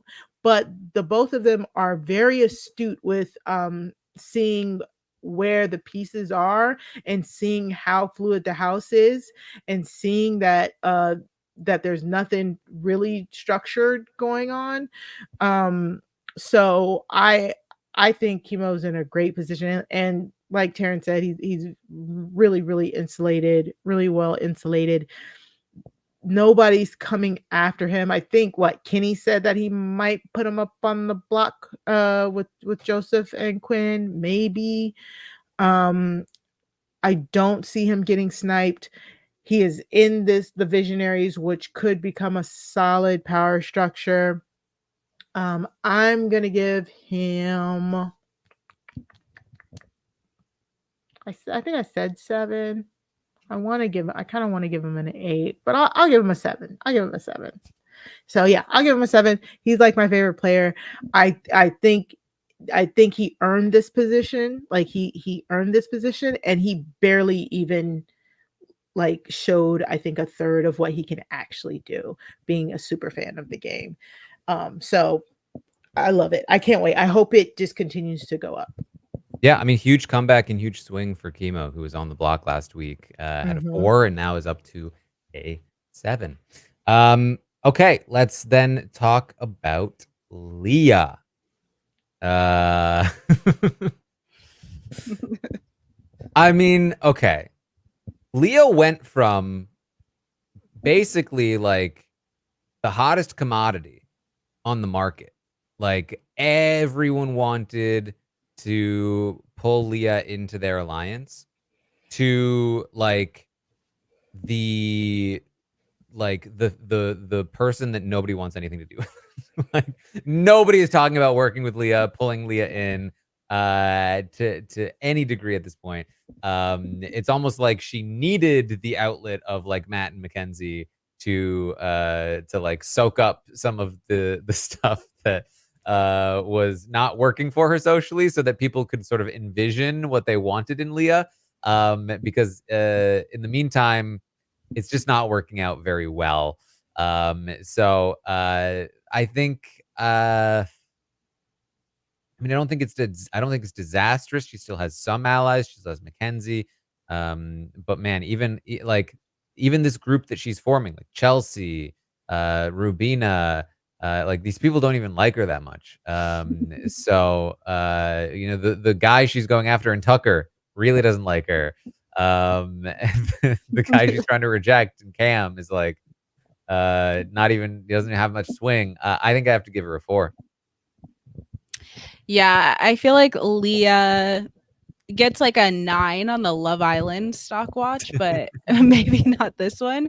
She's like, I don't even think she cares about the game that much. Like, even when Quinn told her in the beginning of this week that, like how people were feeling about her, and it seemed like she was active for like a second and she got close to Chelsie, which was great. She's good with the HOH. Kind of got herself off the block, which I think is more of a mistake from Chelsie than it's a testament to like how great Leah's game is.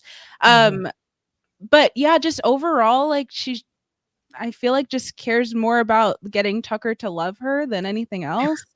And I it's so crazy that it's similar to her not showmance Cam, where she doesn't even recognize that Tucker doesn't like her. Cam doesn't recognize that Leah doesn't like him. It's like this love triangle that's like discombobulated and not even a triangle. It's like falling apart. So similar to how I feel about Cam, where that because he doesn't recognize that Leah doesn't like him, I also don't think he recognizes how other people feel about him in the game sense. I think it's similar to Leah. And I really do think she's in like the same kind of position as Cam. Again, yeah, I guess she has MJ, but even MJ's pretty low for like most people in the house. People group Makensy and Leah together, and I think as a duo, people don't really love them that much or feel like a little bit more down on them. So even having her number one ally being MJ is not great. So she also had like a great thing going with Quinn. She could have, even if it didn't end up being something romantic, like just having that connection she had with him, and he's in such a great spot as of right now. For her to just let that go is crazy. So I'm gonna also give Leah a 4, very low 4. Yeah, I'm gonna give her a 4. I'm not gonna waver on that. Like Leah is gonna be one of those people. Like I think Leah is very lucky that they're living in a house with Angela and Lisa, because without the two of them there, I could see that the annoying meter then lands on Leah. Because even the audience, I've never seen the audience flip on somebody like as quickly. Like last week, it was a lot of yes, queens, yes, and this week it's like, oh my god, Leah is such an attention seeker. What is going on? So yeah, I don't know, man. I don't know why it's not working. It's so weird, right? It's like week 1, people loved hanging around with her. She was like the class clown, and everybody wanted to scoop her up. And this week, it's hard for us to watch her on the feeds. It feels like even the house is sick of all of this love triangle stuff. Like it's like she's a bachelorette or something. Yeah, I think it's like I think it's kind of hard to like listen to somebody go like, which of these like 3 beautiful men should I choose? Yeah, and that be it. Like that the only thing she talks about all day. So it's, I don't know, man. Sorry to her. I don't know. Like her and Cam just checked out of the game this week. Like, but and not even to be with each other. Like it's you know, like they both checked out, but not to be in a showman's land of their own. Like she doesn't even crazy. And but I mean, she put in enough work at the beginning of the week, like you said, that she's not like that Chelsie, even though Chelsie wants to put her up, she isn't. And that might be again more akin to what MJ, because of MJ's power and Chelsie not wanting to really make MJ mad. Leah, I think Leah is very lucky that Chelsie is the HOH this week. And I'm looking at other people's names and I'm like, she could very much end up on the block as like that third nominee to be told she's the pawn and everybody loves you, nobody's gonna vote you out situation. Yeah. All right. Well, the audience also gave Leah 4. So there you go. Wow. All right. Let's move on to Lisa then. QT. How do you feel about Lisa? All right, here we go. Let's sprinkle a little glitter on it. Okay, so here's my thing with Lisa. I feel like, okay, let's compare Lisa to Kenney. Even though Kenney is actively trying to get himself out of the game, I think Lisa is as well, but she doesn't even realize that she is. Like, every conversation she has with someone is so bad. It's horrible. Everyone thinks that she has the power and she doesn't do a good job of convincing them that she doesn't. She also is very like reactive, and I understand trying to like clear your name of stuff, but I think there's a certain way to do it, especially in the game of Big Brother, and she does not do a great job of it. She just like interrogates people and tries to get them to tell her stuff, and I think that she feels like she's doing it in like a therapist sense where like people will talk and she'll be like, okay, but it just comes off very cold and makes people not like her, I think, even more. Also, it seems like she's going home this week, and that's what's crazy too, is that Angela is doing all of this stuff that should be shifting the target to Angela than Lisa, but people don't like Lisa so much and have so many reasons to vote her out that it's the target is still being Lisa. People don't think she's a cook. It's like, what could you do worse in this game? No one believes that your job is your job when it actually is. And like, it's just a mess. It's a whole mess. Oh my gosh. Like, my heart really wants to give Lisa a 1, but because I still want to give her a 1 though, but because she's not actively trying to get out the game like Kenney is, I'm like, should I give her a 2? But I also feel like, say her and Kenney were still in the game next week, like Lisa's still the target over Kenney, even though Kenney wants to leave, I think. So what should I do? A 2 or a 1? Go what you got. I know. I think I'm gonna give Lisa a 1. Sorry to Lisa. I'm at the same. I wanted to be like, I'm not gonna hold you. I'm gonna give her a 1 too. But the funny thing is, she actually really wants to be there. She still wants to fight. Like, she has a good shot at the AI arena. Yeah. She and the funny thing is, her game literally just comes down to the fact that she's just not a good person to live with, in a sense. Like, you know what I'm saying? Like, it's just like people don't like to be around her, which is so unfortunate. Wild, also, considering her job is curating vibes. Exactly. And the vibes she tried to curate in the have not room by rubbing stuff on people's pillows, don't ever do that to anybody. I probably would have thrown hands over that. I'm not gonna lie. I do not touch my stuff.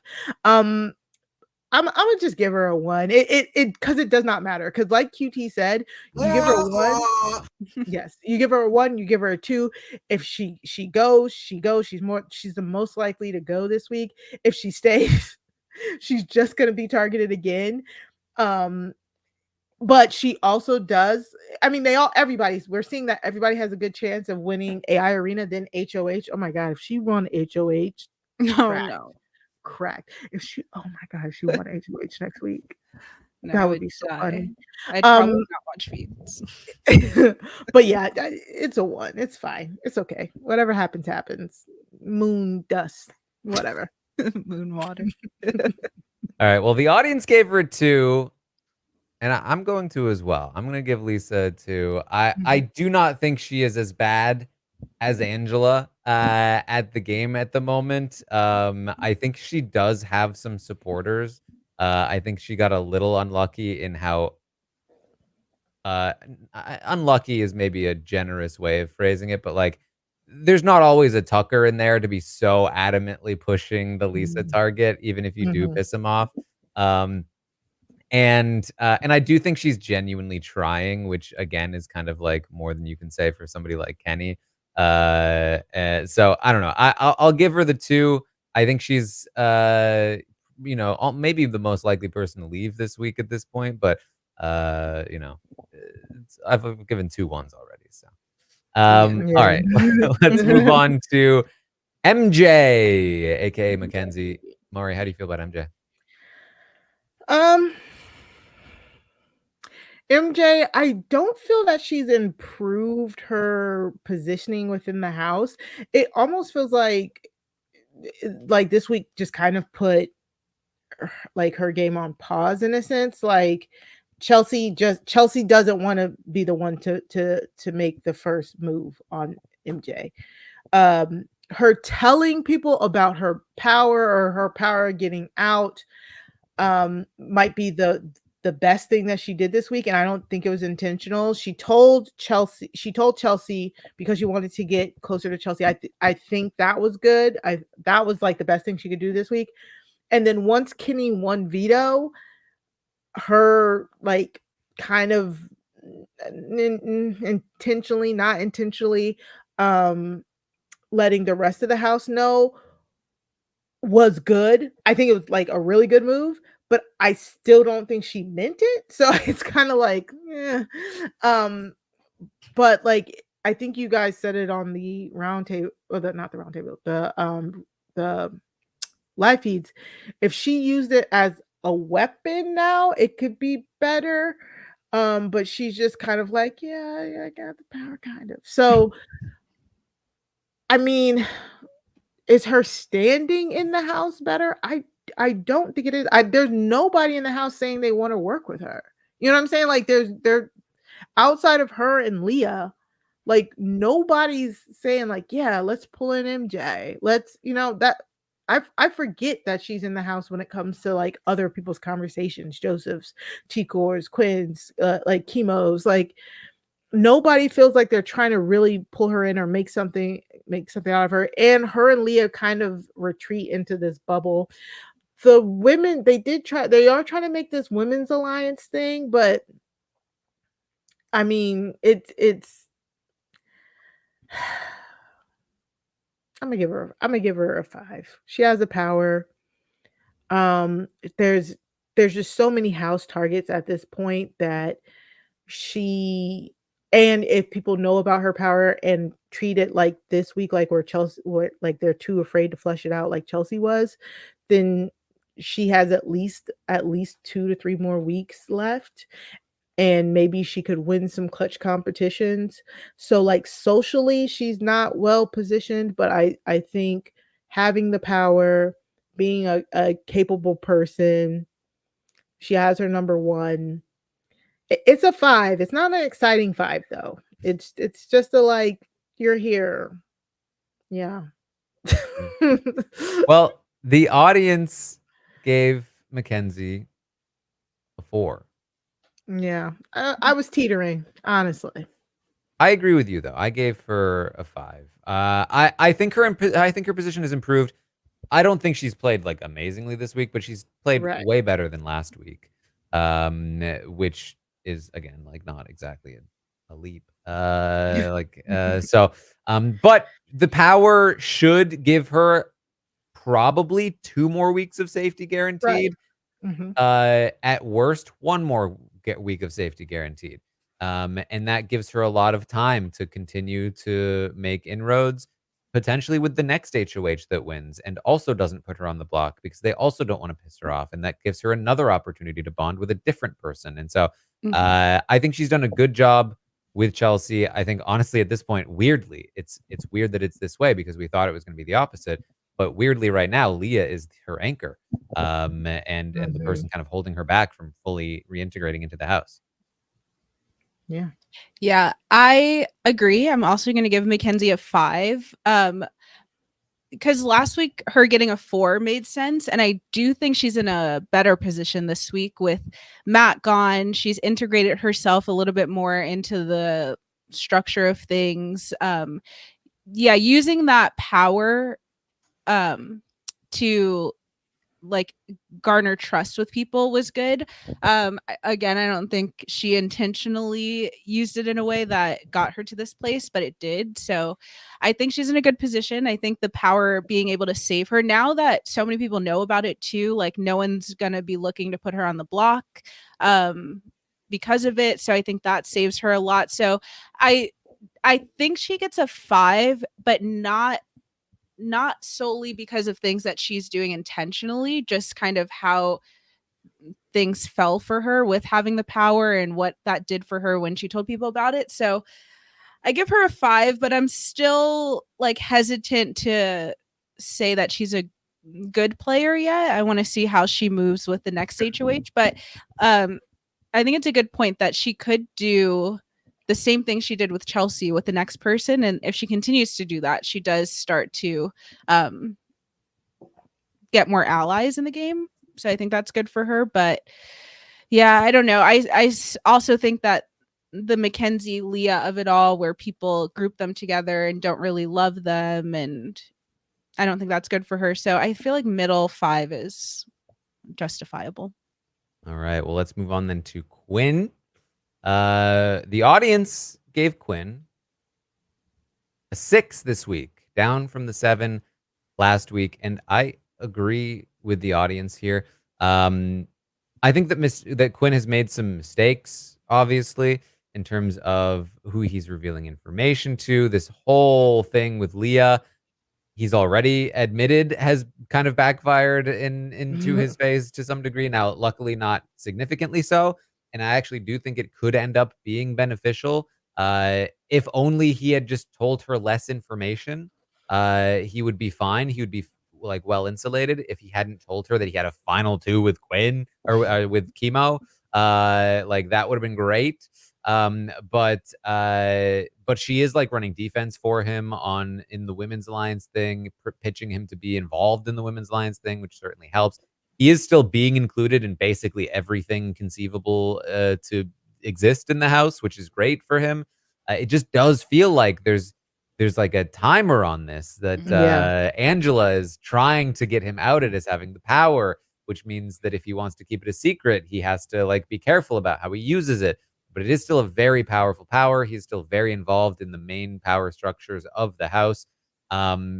This is, I think, a weird week for him, but there's still tons of potential. He just needs to chill a little bit with revealing info and start doing more maintenance on some of the allies that he is, I think, currently taking for granted. That's kind of how I feel about Quinn. Yeah, I think that I just want Quinn to like slow down for a second, or just like not say so much to everyone. I think where he's at right now, it could be perfect for him. He has this power. He's starting the Visionaries. Is that what it's called? Yeah, he's starting the Visionaries. That could be great if one of them gets power, especially. I think where he's at right now, he's gotten himself to this great spot. But I'm scared that some things that he's already done might come to hurt him in the next few weeks. Like if Angela does end up just saying it's Quinn to everyone, that hurts him.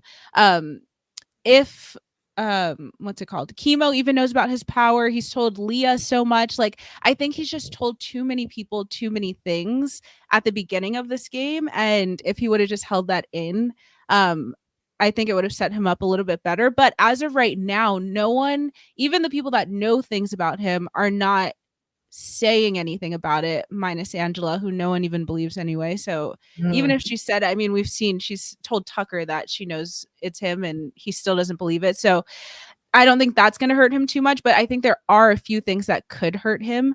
But again, if I'm thinking about where his position is right now, I think he's in a really good position. So I'm also going to give Quinn a 6. Yeah, the thing about like Quinn's power is that nobody's believing Angela right now, though they could start believing her. But the key here is that he is no longer able to use his power and remain anonymous because Angela knew exactly what it was. So the second he uses it, everybody will immediately realize, oh, Angela was telling the truth. How could she have known if not for Quinn telling her? And so he can no longer use it anonymously is basically the biggest thing that has happened. can he try and push it on to Angela and be like, But everyone knows that Makensy has the power and in Angela's their just in the group. group. Yeah. I forgot. Oh yeah. Well, he's screwed then. Yeah, I'm gonna give him a 6 because it just feels like a house of cards. It all feels like a house of cards. It feels like his foundation on his house of cards was not great because he made a few mistakes, like spilling the wrong information to the wrong people. He's been steadily building his house of cards with really good structured, with the visionaries coming in and trying to see a clear path for his game. But it's like that foundation was weak, and that foundation and all of those mistakes that he made in the beginning might be his downfall. So it's looking very shaky right now, but it can go either way. So it's not doom or gloom. It's not like, oh my god, he really messed up. It's just, some chickens are coming home to roost. And hopefully he doesn't come out too scathed. Yeah. All right, let's then move on to Rubina, who I thought had a great week this week, especially the last couple of days, I think have gone well for her. She is being more active in the strategy, which I think is great. She's being involved in this visionaries thing. She's still connected to the women's alliance thing. She's not like at the top of these structures. She still doesn't have a lot of like pull. And I actually don't love that she's potentially letting go of Brooklyn to make this visionaries thing. I think that if she was bringing Brooklyn in, I'd feel really good about her.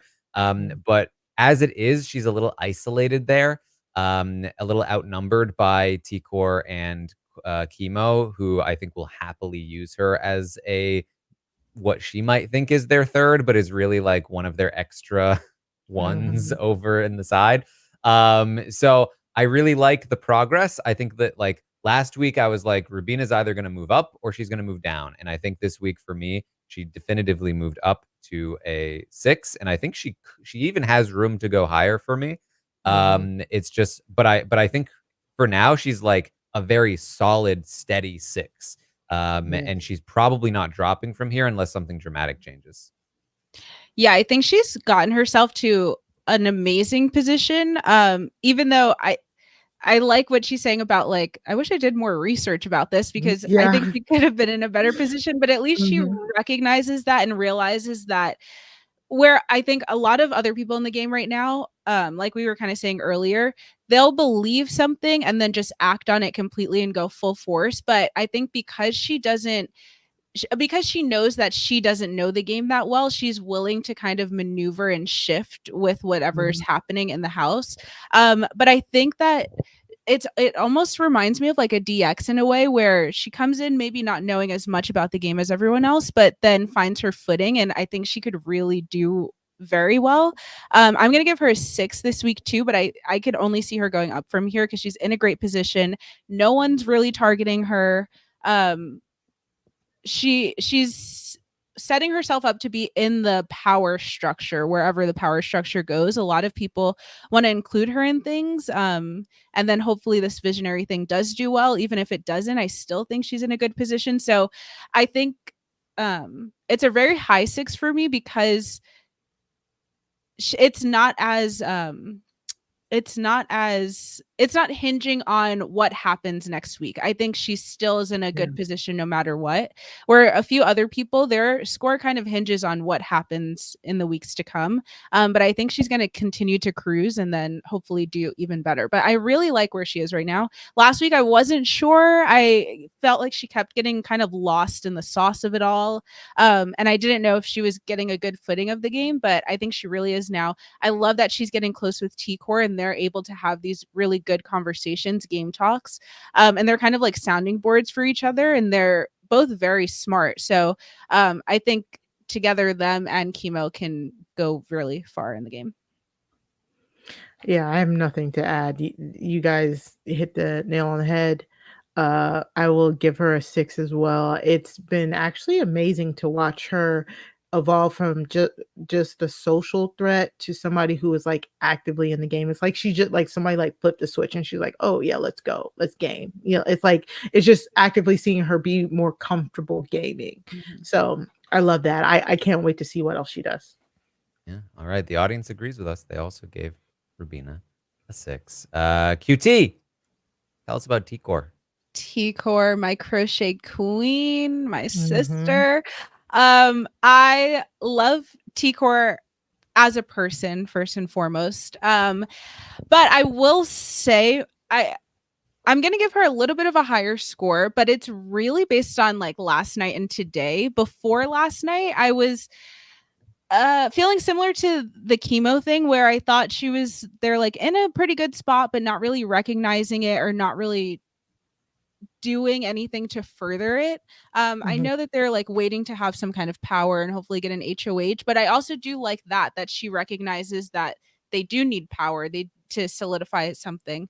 I think she's in a great position. Everyone really loves her.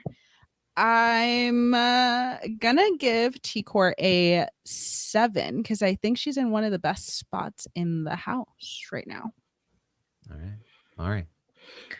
I'm going to give T-Core an 8 because it's so funny because it was like last week we were like, what are T-Core and Kimo doing? They are laying so low. Oh my God. Like people are gaming around them. Do they know what's going on?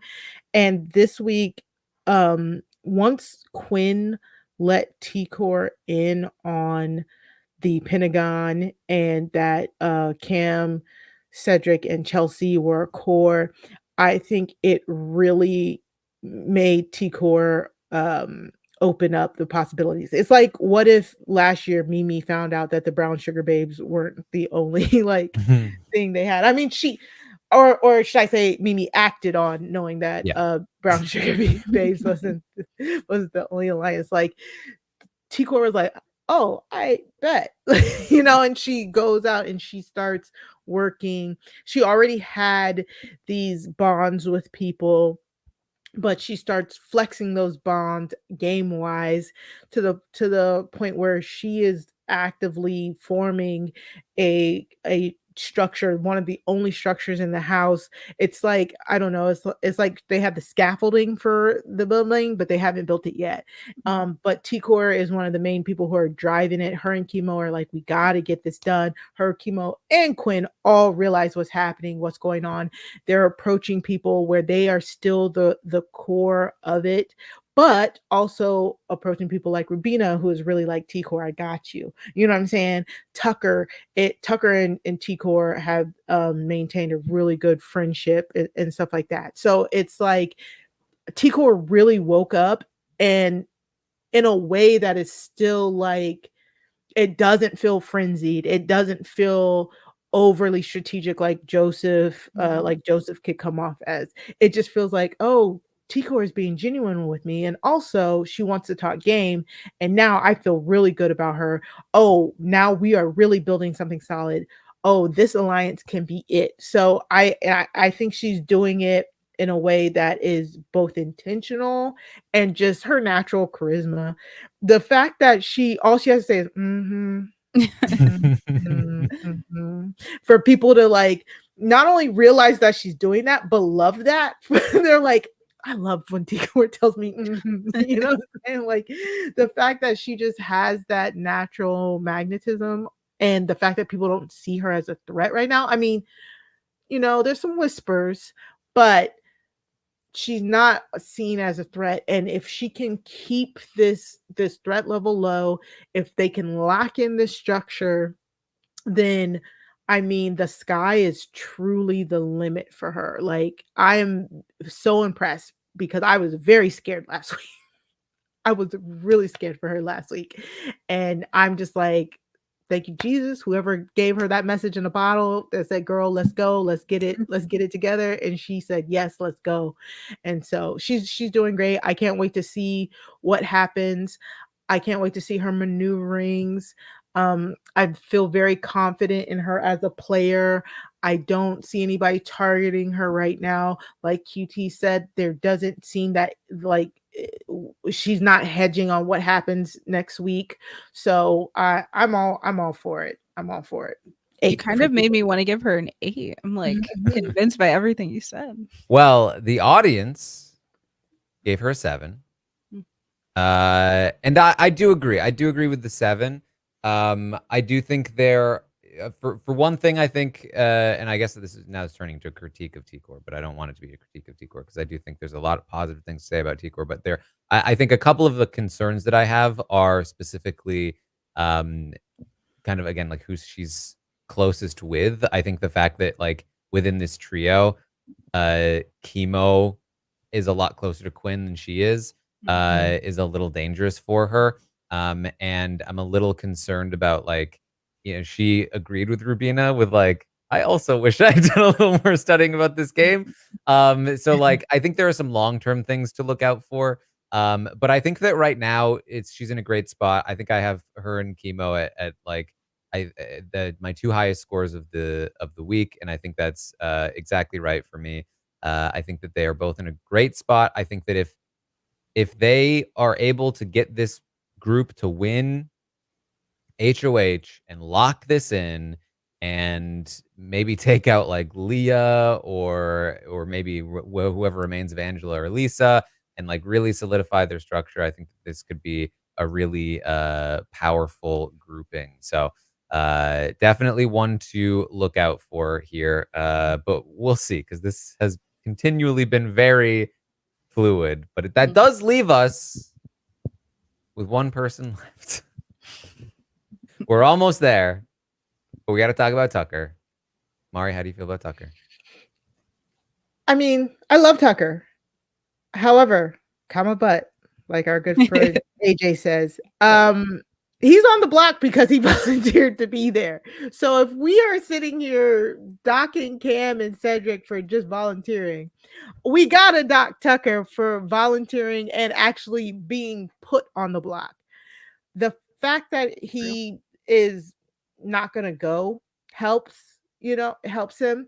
The fact that he is being included in this structure that the visionaries T-Core, Quinn, and Kimo want is good. The fact that he is just like in the same position that Kimo was in last week, like he is the de facto pawn. Like if he is still on that block, there's no way he's going home, even though it was looking kind of shifty there for a second, but it's like, no. It's Tucker. We got to keep him. I'm gonna give him a 6 because I think he's like right on the level there with Quinn and Rubina and them. The fact that he was able to let go of the Lisa obsession to be like, okay, if you guys don't want Lisa to go this week, it's fine. I'll take out Angela. The fact that he's not too rigid on that to the point where it's like alienating his allies is also really good. Tucker's doing a great job of just connecting with people. He again, the only bad thing that he did was volunteer to be on the block and actually be on the block this week, which is very big. But other than that, he's done really well, and he's so entertaining. He's so entertaining. Everybody loves him. So yeah, I'm gonna give him a 6 for in the game, and he can only go up, I feel like, from here. A 6 from Mari, a 5 from the audience. Oh, look at the audience being stingy. I'm even stingier. I'm giving a 4. Because of the listen. You're volunteering for the block. Excuse me. Like, this guy is lucky that he is not pooching himself right now. He is very lucky that he is not pooching himself. Because let me tell you, it's not that much his own doing that he is this safe. It is more so the undoing of Lisa and Angela. He's quite frankly lucky to get a 4 from me, given the volunteering. But he is in a good spot, and I do think he is likely to survive. And I do think that he is likely to improve on his position from here. But I also don't trust him to not volunteer again in the future or do something else very silly. So like, yeah, I gotta go with a 4. UT, we're all over the board. Where do you stand? Oh gosh, I know. I'm like, where do I go now? So volunteering for the block, horrible. But I will say, compared to a Cam, he's volunteering for the block and not being thought of as an option to go home, where I think if Cam was on the block, he would be very highly considered and might be going home this week. So that makes me feel like Tucker's in a much better position than Cam. Also, even though Tucker has this like showman's trope with Rubina, people like them a lot more than they like a Cam or a Leah. So that doesn't seem to be knocking him. I think his personality, he just does a really good job of connecting with the people that he likes. I also think what helps him is that he so clearly dislikes Lisa and everyone knows it. I think that I always say, like, in a game like Big Brother, it's not bad to have a public enemy or a public target, because then people know that you're not coming for them, or they know that if you were to come for them, you'd be very upfront about it. And so they almost feel like you're not someone they have to worry about unless you say it. So I think all of those things work good for him. I'm not so high on him because he is on the block and he did volunteer, but I'm a little higher than Cam. So I go 5 for Tucker. Yeah, that feels good. I think a 5 for Tucker makes sense, because it's a position where he can do better, and he can, as the weeks go on, hopefully get into a better position. But I don't think he's in a really bad one right now, even though he's on the block. I also think with this whole volunteering thing, like, this season has such a different approach, I don't know if that's the right word, but to volunteering for the block, because of the AI arena. I think they feel like they have more chances to get off the block, and it's not just like once you get on there, it's between you and someone else. Everyone kind of feels like, okay, if I don't win veto, I can win AI, or even if I go up after the renom ceremony, I can still win AI and potentially not be on the block. And then also this week, there's such clear targets in Lisa or Angela if you're on the block next to them. So it's not the worst place to be in, but I do wish he had a better sense of the game to know that pawns go home. So don't volunteer to be on the block. Yeah. All right. That then is the Stockwatch for the week. Of course, if you want to, well. Wow, another 5. It wasn't another 5. But if you want to play along at home, you can go to readyyyy.com. You'll see how these new ratings have impacted the prices. See how you did. Who did you buy? Who did you sell? Did you guys buy anybody? Did you guys do anything? So I couldn't log into my account. Like I was trying to log in. There are some issues. Okay. Oh, good. So Mari, you got you. It's working. You love it. Who did you want to buy? I would have bought T-Core. I would have bought her, like, no matter what, or her or Kimo. Just even off of last week, I just love the two of them. So I would have bought one of the two of them. So that sucks. I lost out on a lot of profit, but it's fine. It's okay. Can I speak for the people out there who have not bought anyone? As much as I've watched this podcast over the years, I've never actually like actively participated in the Stockwatch. So if I wanted to, how would I? Like, where do I go to? You go to readyystockwatch.com. You log in with whatever social media account you would like. And then you just click join the game, and then you start with $200, and then it does all the math for you. So like right now, what I'm gonna do is that I bought some Kimo. I bought some Kimo last week. I felt like he was at a 4 because he was on the block. I felt he was gonna stay. I felt like he was gonna do well, and it worked. So I did that. So I'm gonna go to my stocks here. I'm gonna look at Kimo, and I'm gonna hit sell all, and then submit the trade. Although it might be broken right now because everyone's gonna go to it at the same time. But then if I wanted to, I could buy somebody else if the website was working at the moment. And then that's basically what you can do. I see. And I can still do it even though I didn't start. Absolutely. Okay, well, I'm excited to get into that. Yeah. Okay. So that is the Stockwatch. Of course, I'll be back tomorrow morning, 11 a.m. Eastern, to update you on everything that happened today on the Big Brother 26 live feeds. Some fun stuff going on today, especially with this new Visionaries group. And more with Angela, with some walking. So fun stuff in store for tomorrow. Of course, there's also going to be an episode tomorrow. I'll be live on Twitch, twitch.tv/Taran Armstrong. I'll be watching the episode with all of you, and then we're gonna have a recap afterward as well. If you want to see this little plushie, if you want one of your own. He's great at watching live feeds. He's a robot. You have 1 day left. Tomorrow is the final day. Wednesday is the final day. You can order one of these, and they're gone forever. There will no longer be any Chelsie plushies available. So check that out if you would like. QT, what do you got going on? Not too much. I feel like I say that every time, but if anyone out there loves to read, I do a lot of book content. I have a bookstagram. It's @bookswithqt. I've been posting a bunch on there and some reading vlogs on my YouTube channel. I just talk about all of the fun books that I love so much, and give some great recommendations. People seem to like my book recommendations, so hopefully you guys will too if you like books. So yeah, just follow me on YouTube and Instagram for all of that. Can you give us a book recommendation right now? I can. Just for the Summer by Abby Jimenez. One of the best books I've read probably in this year. It's so good. It's like I guess it's technically a romance book, but there's like deeper meaning behind it. It's almost like a literary fiction. And there's some great things that happen and big plot twists and stuff. Amazing book. So good. Ooh, okay. Yeah. There you go. All right, Mari.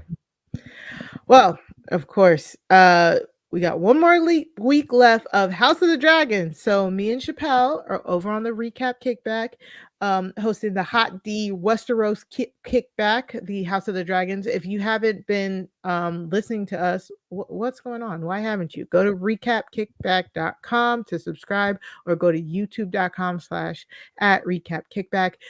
Every week we recap the House of the Dragons episode. Plus, we do a little book corner with me, Maester Mari, where I break down a little bit of go into book spoilers and stuff. We have so much fun over there. So please go and check that out. And then, of course, every Tuesday, you could right now go and listen to me and Sarah Carradine. We bring True Crime Tuesdays to RHAP with the Crime Scene podcast, where we watch, it's a true crime review podcast where we watch like documentaries, docuseries, and we tell you if you should watch them. This week we covered Pillowcase Murders over on Paramount Plus. It is a 3-part docuseries, and it was very compelling, a very compelling docuseries. We had a great time. It was just me and Sarah this week, and we had a great time breaking it down and talking about it. QT, are you a true crime head? No, I get so scared about everything. I can barely even read mystery books because I get so freaked out. So not really. The stories are so compelling though. So, but yeah. Well, never mind then. But for people who are not afraid, please go check us out by going to robhasawebsite.com/crime feed to subscribe to the Crime Scene podcast. Taran / Kellis, what do you have going on? More Big Brother. All Big Brother all the time. If you want to buy the plushie, the link is on Twitter. There's more Big Brother coming to you soon. Find me on Twitch. Thank you for joining, and we'll see all of you